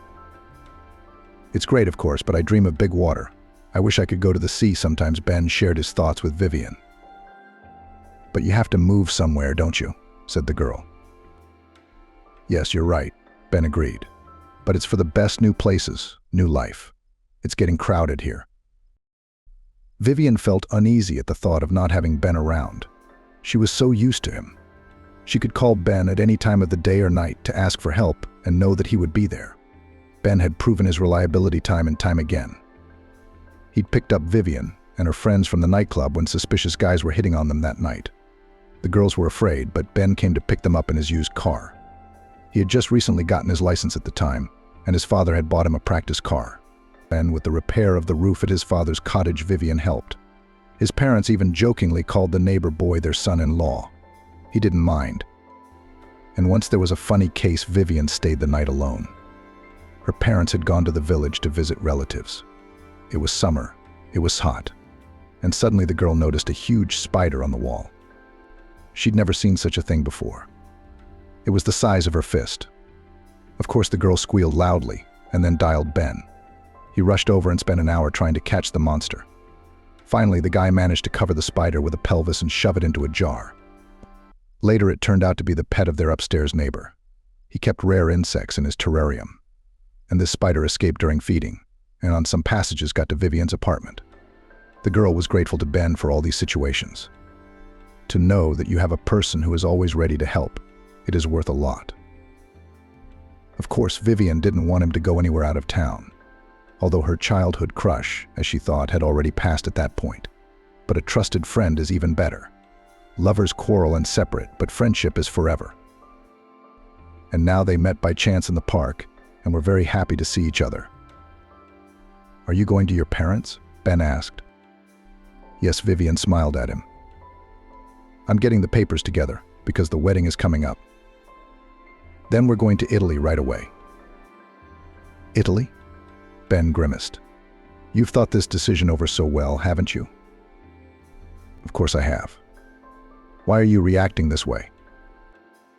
"Why don't we sit down on the bench and talk?" Ben suggested. Vivian nodded. She didn't mind. She always enjoyed spending time with a friend.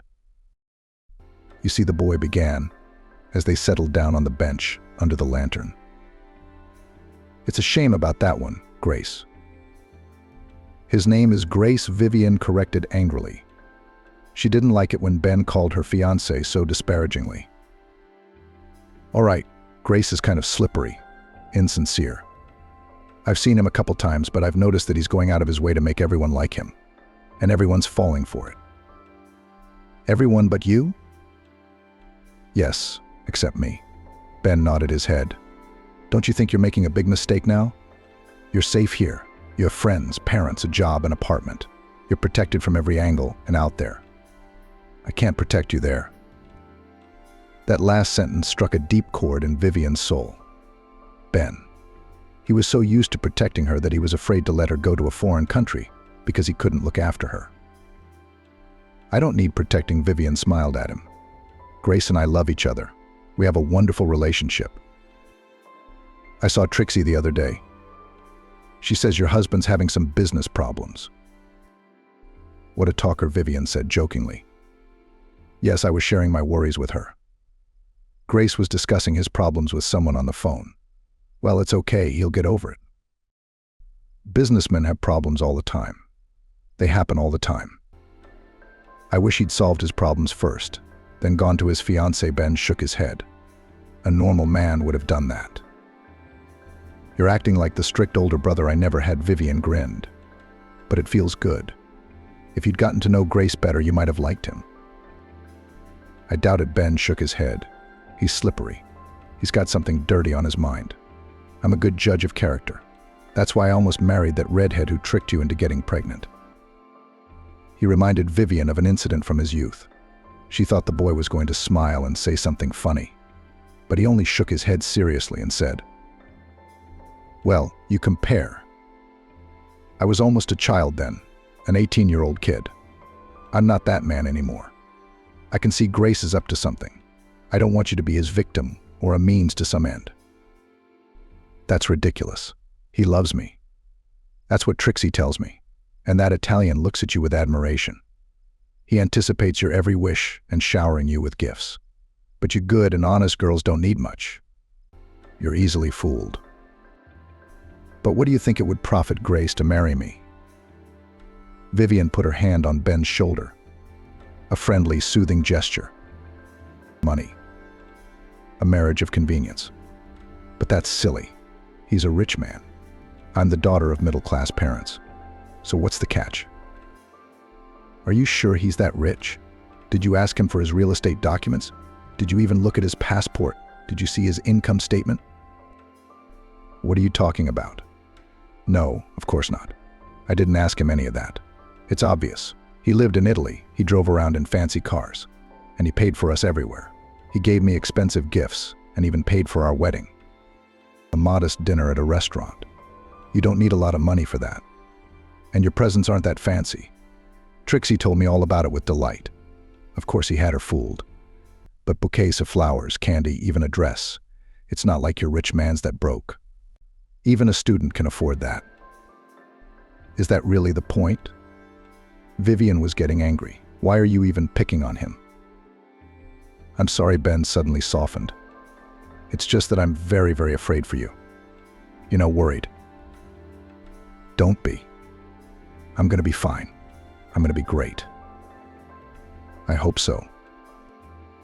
The conversation with Ben had thrown Vivian off balance.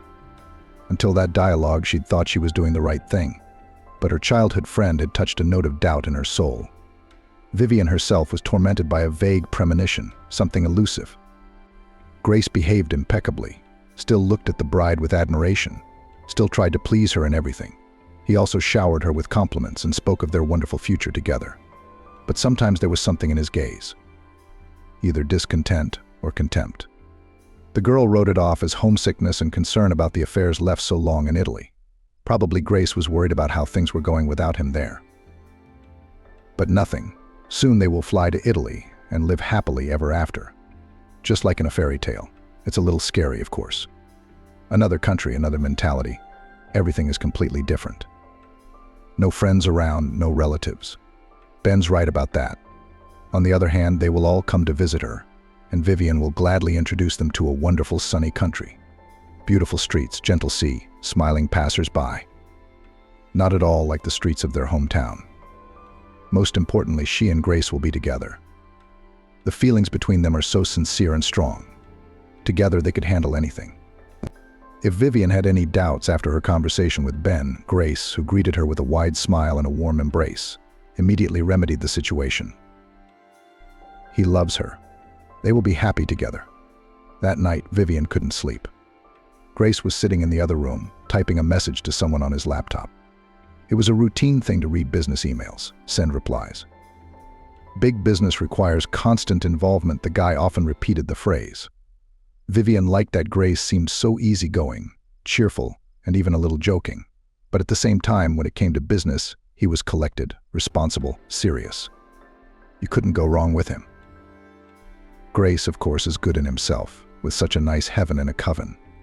But Vivian wouldn't be living in a crib, more like a palace. A rich, handsome Italian is in love with her, and is ready to do anything for her. Vivian could not imagine such a thing even in her wildest fantasies. No, the girl always knew what young people like. This was evidenced by the numerous compliments and the corresponding looks of guys. Vivian, back in school, was often called for dates, and at the graduation she was constantly invited to dance. The girl was even tired and wanted to sit a little and take a break, only afraid to offend the cavaliers. But still, Grace is so handsome, so rich, and so smart. He needs a girl to match him. A Hollywood actress or a top model, no less. And he chose her, a simple girl. Pretty sure, but not a star or the daughter of wealthy parents. It's weird. Too much like a fairy tale. Trixie was jealous in a good way, and even asked Vivian to look around to see if there was a suitable suitor. Why? It would be wonderful to have a childhood friend suddenly at her side. Of course, Vivian would try to introduce Trixie to someone. Grace, it turns out, has a lot of brothers, even if they're not siblings. He's an only child himself. Trixie's cute, even though she's self-conscious about her supposed fullness. Isn't she a bride? And what wonderful photos Vivian will take in Italy. She already has a page on the internet where she posts her work and praises it. Even asks to sell some pictures. They are really beautiful. Vivian knows how to notice interesting and unusual things. But Italy is a completely different nature and architecture. Exotic, colorful. Vivian already anticipated the future excitement on her page. She will definitely familiarize her compatriots with this unique country through photos. Let them admire it too. Maybe she will even realize her dream. As the wife of a wealthy man, Vivian will probably be able not to work. Why should she? If Grace is going to provide for her family, and what would she do? Her degree in economics is unlikely to be valid in a foreign country. Different laws, different accounting rules. But the girl will be able to do her favorite thing. She'll take pictures. Who knows, maybe in the future it will bring her not only pleasure, but also money. And if not, it's okay. Now you don't have to worry about finances. Grace is incredibly rich. It's a very nice addition to the man you love. And then the phone rang. Grace. Someone was on the video conference. Vivian was all ears. No, she wasn't the type to eavesdrop on conversations out of curiosity. She just wanted to check herself to see how far she'd gotten in her Italian. Matthew, one of Grace's cousins, was on the line. First, the boys greeted each other, exchanged news, and in this short dialogue, to her satisfaction, Vivian understood every word clearly. But then the conversation took a strange turn. The girl understood everything, but she forgot to think about her success in Italian. The content of the dialogue was too suspicious and disturbing. "Well, are you going to get the money soon?" Matthew questioned. "And you think this kind of thing is quick?" Grace's voice sounded annoyed. "The wedding, the moving. Then there's still time to get it ready. So why don't we start preparing now? What's the holdup?" "No, you can't scare her off. You don't know anything about these things." Vivian froze on her bed. What was that now? Was it really about her? What should she be prepared for? What would scare her off? Somehow this all sounded very unpleasant. And then I remembered what Ben had said about Grace being slippery. He did seem that way now. "Are you sure your plan will work?" Matthew clarified with a clear threat in his voice. "I'm sure it's almost done. Just the finishing touches are left." "Well, watch this, or you know you're in debt. And if you can't pay it back in money, we'll take it another way." It won't come to that. Grace tried to speak in a steady voice, but it was clear that he was in anxiety. With that, the brothers said their goodbyes and Grace went on with his letters. And Vivian? Of course she could not sleep now and kept going over the details of the strange conversation. And she liked that conversation less and less. This Matthew, whom Grace called brother. He'd spoken to Vivian's fiancé in a dismissive manner, not unlike a cousin and business partner. Matthew was threatening Grace, and the latter was talking about some plans, money, and debts. Vivian's first impulse was to approach her fiancé and ask him directly about everything, but the girl held back. That was not the way to do it. If Grace is really deceiving her, he will come up with something convincing this time. If the groom was honest, Vivian's suspicions might offend him. It's not nice to know your significant other doesn't trust you. No, that's not what Vivian will do. Now she will simply become more attentive, will listen, look closely, notice some important details. Eventually, the girl will find out the truth. For the next few days, nothing unusual happened. Grace was as charming as ever. Vivian even relaxed a little, forgot about the accidentally overheard conversation. The groom had a hypnotic effect on her. His gaze, his warm embrace, and his words that seemed to be able to pacify, to make her feel happy. With no one else had Vivian experienced such feelings. Vivian had not experienced such feelings before. And yet, when Grace once again called her mother from Italy via video call, Vivian turned to listen. She was in the kitchen at the time, Grace in the living room. The girl was washing dishes. The water was running noisily in the room. That was probably why Grace was convinced that the bride had not heard the bell. But Vivian, after her fiancé's strange conversation, did not blame herself for her excessive curiosity. The girl went to the door of the parlor and listened. She needed to know everything, absolutely everything about the man with whom she was going to tie her fate. Grace seemed to be hiding something. Perhaps his conversation with his mother would resolve this doubt. Vivian already realized that her fiancé was not as sincere and honest as he tried to seem, but she was not ready to hear such a thing. Grace's conversation with her mother turned out to be quite frank. He opened the girl's eyes to the situation in which she found herself. "Hello, son," the woman said affably, looking up from the screen at her son. "Hi, Miss You and little Lulu," Vivian smiled. She knew that Italians had a very strong attachment to their mothers and thought that was a rather lovely fact. Here now, the grown-up Grace had unashamedly confessed to his mother that he missed her and his little sister. "I wish you'd come back already. So is the wedding coming up soon?" "In a week. It's not much longer. Then we'll go straight home. We'll almost have to pack." "Does she know yet?" "No, it's too early to tell her. When we get to Italy, her relatives and acquaintances won't be around. It's a very different situation. I shall have much more influence over her there." Vivian froze. There she was again. They're talking of some dangerous plans for her, intrigues. What was going on at all? Vivian suddenly realized she didn't want to go to Italy, and Grace could hardly be trusted. "You're so smart," the woman on the other side of the screen said with pride in her voice. "Your father was the same way, but you're even smarter. You've had a lot of wisdom since you were a child. Does this poor girl really believe that you are in love with her? You're so handsome and she thinks you're rich." "Poor thing" is the most hurtful expression for Vivian's blonde, this woman, future mother-in-law. She smiled so affectionately in her face and called her beautiful, while she herself is like an evil stepmother from a typical fairy tale. "You know I know how to be gallant when necessary. We will take into account," she said. She just lost her head over me. And it's so easy. A very simple task. She's as naive as a child. Well, all the better. "You bet. Back in Italy, when I took her and that friend of hers for a ride in the rental car, I negligently forgot to remove the rental tag from the passenger seat. And she didn't notice. She believed I owned an expensive sports car. She was so surprised. You should have seen her at that moment." "There's nothing to be surprised about. She doesn't understand Italian, so she didn't realize it. By the way, are you sure your fiancé doesn't know the language?"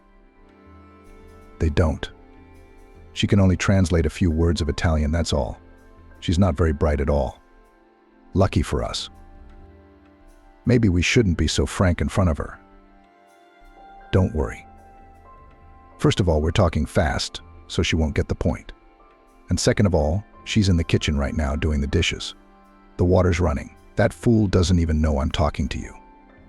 "That's good, my boy, because I have a lot of questions for you." "What kind of questions?" "I think we've talked about this a bunch of times. But let's go over the basics again. How are you going to tell the girl that you're going to live in a tiny apartment in Rome instead of going to our non-existent estate with huge vineyards? That's nonsense. I'll say that I have business in the capital and will stay in my studio apartment here for the time being. I've already rented it for a few weeks. Oh, it's costing me a lot of money. At first I let the dust in my eyes, rented cars, took them to clubs in Italy, gave them gifts. Now I live in her apartment. I save money, like a hotel. But I have to buy groceries and cook dinners for her to maintain influence on her. Now I've got this rented apartment in Rome. It's okay. If it works out, you'll cover all your expenses and pay off some of your debts," Grace said. "Yeah, the most urgent debts have to be paid off soon. Ultimo is harassing me, threatening me. He doesn't want to wait any longer." "I told you not to mess with him," the woman said with concern in her voice. "I thought I'd make good money with him. But that's how it turned out. Now I got to make it work. First of all, you'll pay off the motel debt, and then you'll take care of the bank loans. See if we can get out of this debt hole of ours." "I'm sorry I can't help you." "Come on, Mom, you're always so supportive, aren't you?" Vivian stood at the door. She'd already realized that Grace had lied to her. Lied to her from the start. He wasn't a businessman, he was in debt. And Ben wasn't his cousin at all. Grace owed money to dangerous people. He's been pushed to the wall, and the charming Italian is desperately looking for a way out. The fancy cars aren't his. They were rented. The apartment where the newlyweds planned to go after the wedding was also rented, although Grace claimed he'd recently bought it with money he'd earned. Vivian had noticed the pride and fire in his eyes. It was horribly disgusting. It's also frightening, disturbing. It was not clear what part she, Vivian, played in this scheme. What was she to do with it? Mother and son continued their conversation in full confidence that no one would hear them, and if they did, they would not understand. "Your fiancée, doesn't she know anything?" Grace asked. No, why should she? She grinned. She's in love with me, like Juliet with Romeo. She looks at me with loving eyes and agrees with every word I say. So it won't be hard to convince her to sell the apartment, especially once we're in Italy, away from her family. And I'll give the money to Ben, and Ultimo will finally be off my back. Vivian felt as if she'd been hit over the head with a bag. That's it. Turns out Grace was in on the whole thing because of her real estate. Yeah, her parents bought her an expensive apartment in an upscale neighborhood. You can get a lot of money for that. And she needs the money, Grace. That's what her plan is. A young, charming con artist has run up debts. She's being threatened. She needs to pay the money back fast. So the bastard comes up with a brilliant plan. Except it's not going to work. What luck that Vivian once decided to go to these language courses. A chill suddenly ran down her spine. She was scared. She is alone with a person who is probably a criminal. At the very least, she definitely had some dealings with Ben, and the latter is a real criminal by the looks of it. Grace is a scary person. I don't know what she's capable of. And Vivian is alone here, all alone. She took her cell phone out of her sweatshirt pocket and, without leaving her observation post, began to write messages. To whom? She texted Eden, of course, out of habit. He was always there for her in difficult situations. And now, his presence and support would be of great help now. Vivian did not leave the door of the parlor. The conversation was not yet over. What if she found out something else interesting? She did. Grace and her son went on to discuss how they'd gotten to Vivian in the first place. It turned out that the criminal couple made their money by seducing rich female tourists of all ages, staying in their rooms overnight, and then disappearing in the morning with jewelry and cash. As a rule, the women were embarrassed to go to the police. Of course, who would want to admit they'd been duped? A young swindler charmed you, complimented you, then cleaned you out and ran away. Ladies in that situation don't look so good, to put it bluntly. Yeah, even if the victims had gone to the authorities, Grace was virtually impossible to find. He chose a different part of town each time. Each time, he'd change his appearance a little bit and use an assumed name. And of course, the guy would find out where the cameras were in the hotel beforehand and try to stay out of sight. It was a win-win. Except it didn't make much money. Grace had debts, lots of debts. First, bank loans. The guy loved the high life, vacations, expensive cars, brand name clothes. He shamelessly took loans, which then, of course, had nothing to repay, because Grace did not work. He had no education, no desire to work for anyone. That's why Grace got involved with Ben one day. It seemed to the guy that it was a great opportunity to easily and quickly earn a decent sum. But something went wrong. Grace ended up owing dangerous people. They kept calling him, threatening him. The debt increased every day, which drove Grace to despair. He realized that if he couldn't find the money, he might not be spared. Vivian learned all this while standing in front of her own living room door. And then Grace's mother, who was well aware of her son's means of earning money, proposed a wonderful plan to her offspring. And from the conversation between son and mother, Vivian realized that the woman has great power over the guy. He is ready to do anything to please her. The lady didn't work. She kind of took care of the house and her young daughter. They were occasionally kept together by a man, another suitor for Grace's spectacular mother. But these were unstable sources of income that quickly dried up. The main earner remained Grace with his petty scams against rich tourists. It was the mother who encouraged the handsome son to make money this way. Realizing what was going on, Vivian felt something like pity for Grace for a while. It's a terrible thing to be used like that by your own mother. Vivian's unfulfilled mother-in-law decided that in the current situation, the cash and jewelry of rich ladies would not be enough to cover her debts. So she came up with a new, much more risky and complicated way of making money. If it worked out, Grace would have the money to pay off Ben. Grace's mother targeted Vivian herself. She found out through her channels that there were 2 young Russian tourists staying at the hotel and ran a background check on them.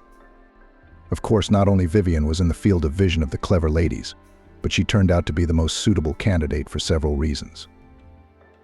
The first and most important, the presence of her own living space, an apartment in the center of her hometown, registered on the girl. Yes, Grace's mother had access to that information. I had to pay a small sum for the database, but the benefit of owning valuable information many times exceeded the cost of the purchase. Secondly, Vivian herself was the perfect victim. Young, inexperienced, gullible. First Grace's mother, and then he himself had watched the girl for days before acting. Hearing this, Vivian shuddered.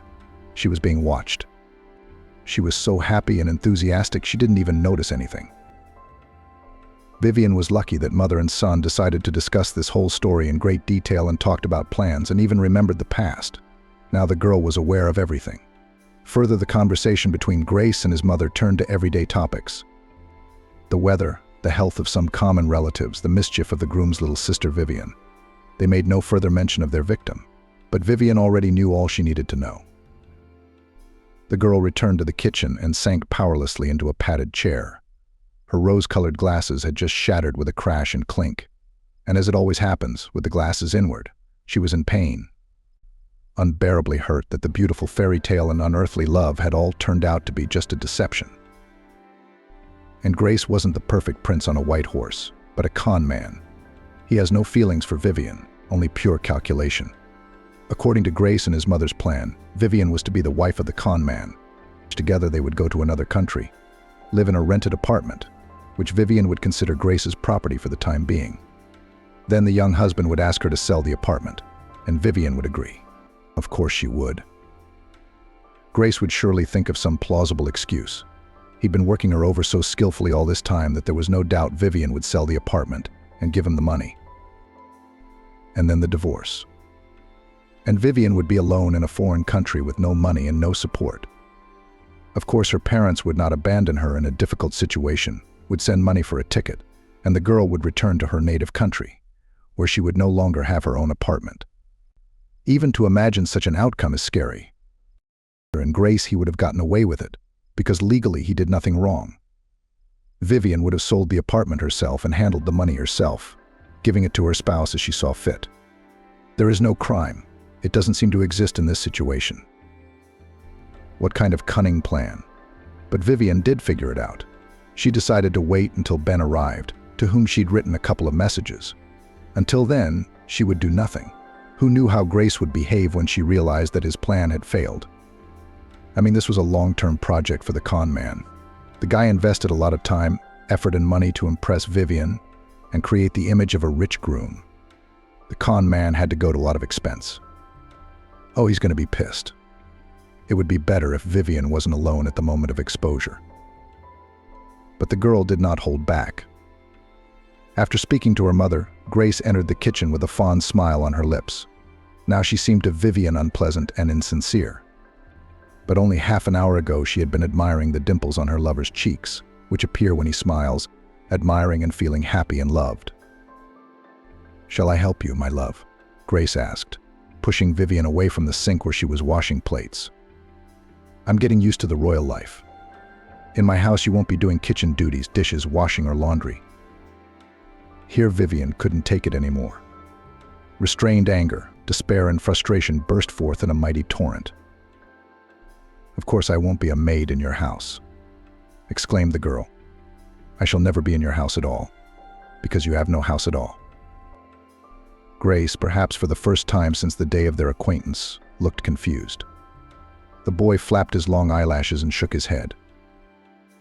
"I know everything," Vivian repeated calmly, looking into Grace's eyes. She was triumphant at this moment. He thought she was a naive simpleton, an easy victim, trying to take advantage of the inexperience of a girl in love. Well, you got the wrong girl. Vivian isn't that simple. "How did you know that?" Grace seemed to realize there was no point in denying it. "You spoke too frankly to your mother in the purest Italian," Vivian blurted out. Grace's eyes widened in surprise.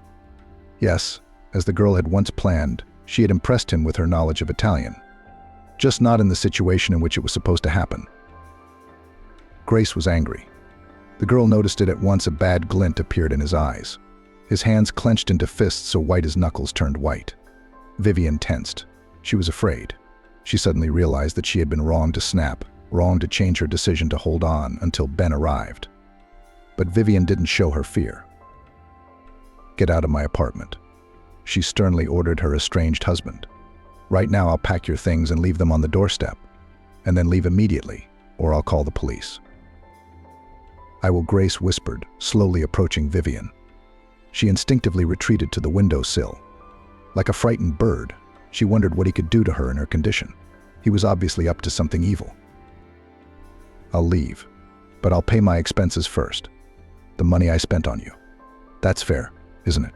Give me your jewelry, your money. Your money. What else you got? I'll leave." That's how Grace's veneer of sincerity and benevolence came off. Now Vivian was faced with a greedy and unpleasant man, a fraud, a cheat, a deceiver who might even be capable of physically harming her. How frightful. "I don't have any jewelry," she whispered.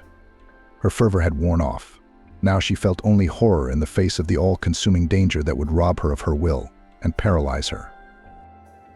Grace rushed into the rooms, smashing and breaking everything in his path. Vivian could hear him slamming closet doors, searching for something to sell. The boy was desperate. In such a state, a man, especially a man like Grace, could do anything. Vivian tried to leave the apartment, but Grace pushed her away from the door and shouted at her so much that she immediately realized that the next time she went out like that could have serious consequences. Vivian sat in the kitchen with her arms around her head, listening to Grace ransacking her apartment. And then Ben showed up. Vivian had always been excited to see her friend. But now it was something special. The girl felt like a mountain had been lifted off her shoulders. Ben quickly assessed the situation. When he noticed Vivian huddled in the corner of the kitchen, he became furious. Cussing and fighting sounds came to the girl's ears. "Get out of here." Ben literally threw Grace out of the apartment and then dialed the police. He spoke loudly and clearly so that Grace, who kept banging on the closed door, could make out every word. Then Ben rushed to Vivian, put his arms around her. The girl clung to him. She was shivering. Tears were streaming down her cheeks. So many events, so many emotions. Ben stroked her back, her hair, her shoulders, said something soothing and affectionate, nodding his words, not asking unnecessary questions. Realized that the girl was in the wrong state of mind right now. A few months passed. Grace returned to Italy. The police did not start a case of a con man on him. Lucky him. On his hand played the fact that he and Vivian had time to apply to the registry office, that is, considered a bride and groom. So the guy wasn't prosecuted for breaking into someone else's home. After all, the landlady was not a stranger to him. The whole situation looked like a personal quarrel, a misunderstanding between spouses. A domestic dispute. And Vivian had no proof that Grace was a con man and a con artist. The Italian left America a pauper. Vivian didn't know how he'd gotten over his failure. She didn't really care, by and large. Vivian posted her story on every travel forum she could find. She detailed how she had fallen for the scammer and even posted pictures of Grace. Perhaps it would help at least someone to avoid meeting the scoundrel. Vivian was not long worried, thwarted wedding. For it wasn't long before she received another proposal. This time from Ben. Then, that terrible evening, sitting on the kitchen floor, the young people frankly talked. It turned out that Ben had been in love with Vivian since childhood and therefore was very jealous of her overseas fiancé. And then when he met Grace in person, he was the only one of the company who was not affected by the foreigner's charms. "I mean, you were in love with me?" Vivian stared at the boy. The surprise that followed this confession, for the time being, even overshadowed the emotion of Grace's disclosure. "I was your secret admirer, and you thought of me only as a girlfriend." "You've said that many times yourself," Ben smiled. "All I had to do was watch your many affairs from the sidelines and wish desperately that I could be one of those guys someday." "What fools we were," Vivian laughed. "Thanks to that Grace of yours. He really is an angel, isn't he? It's thanks to him that we've finally gotten it all straightened out. I've had a crush on you since first grade. But I didn't think I'd be attracted to you as a guy. That's why I became your friend. So I could at least be there for you, keep you safe." Anyway, Vivian was getting ready to get married again, only with a completely different man. This time she had no doubts or worries. Everything was going right now.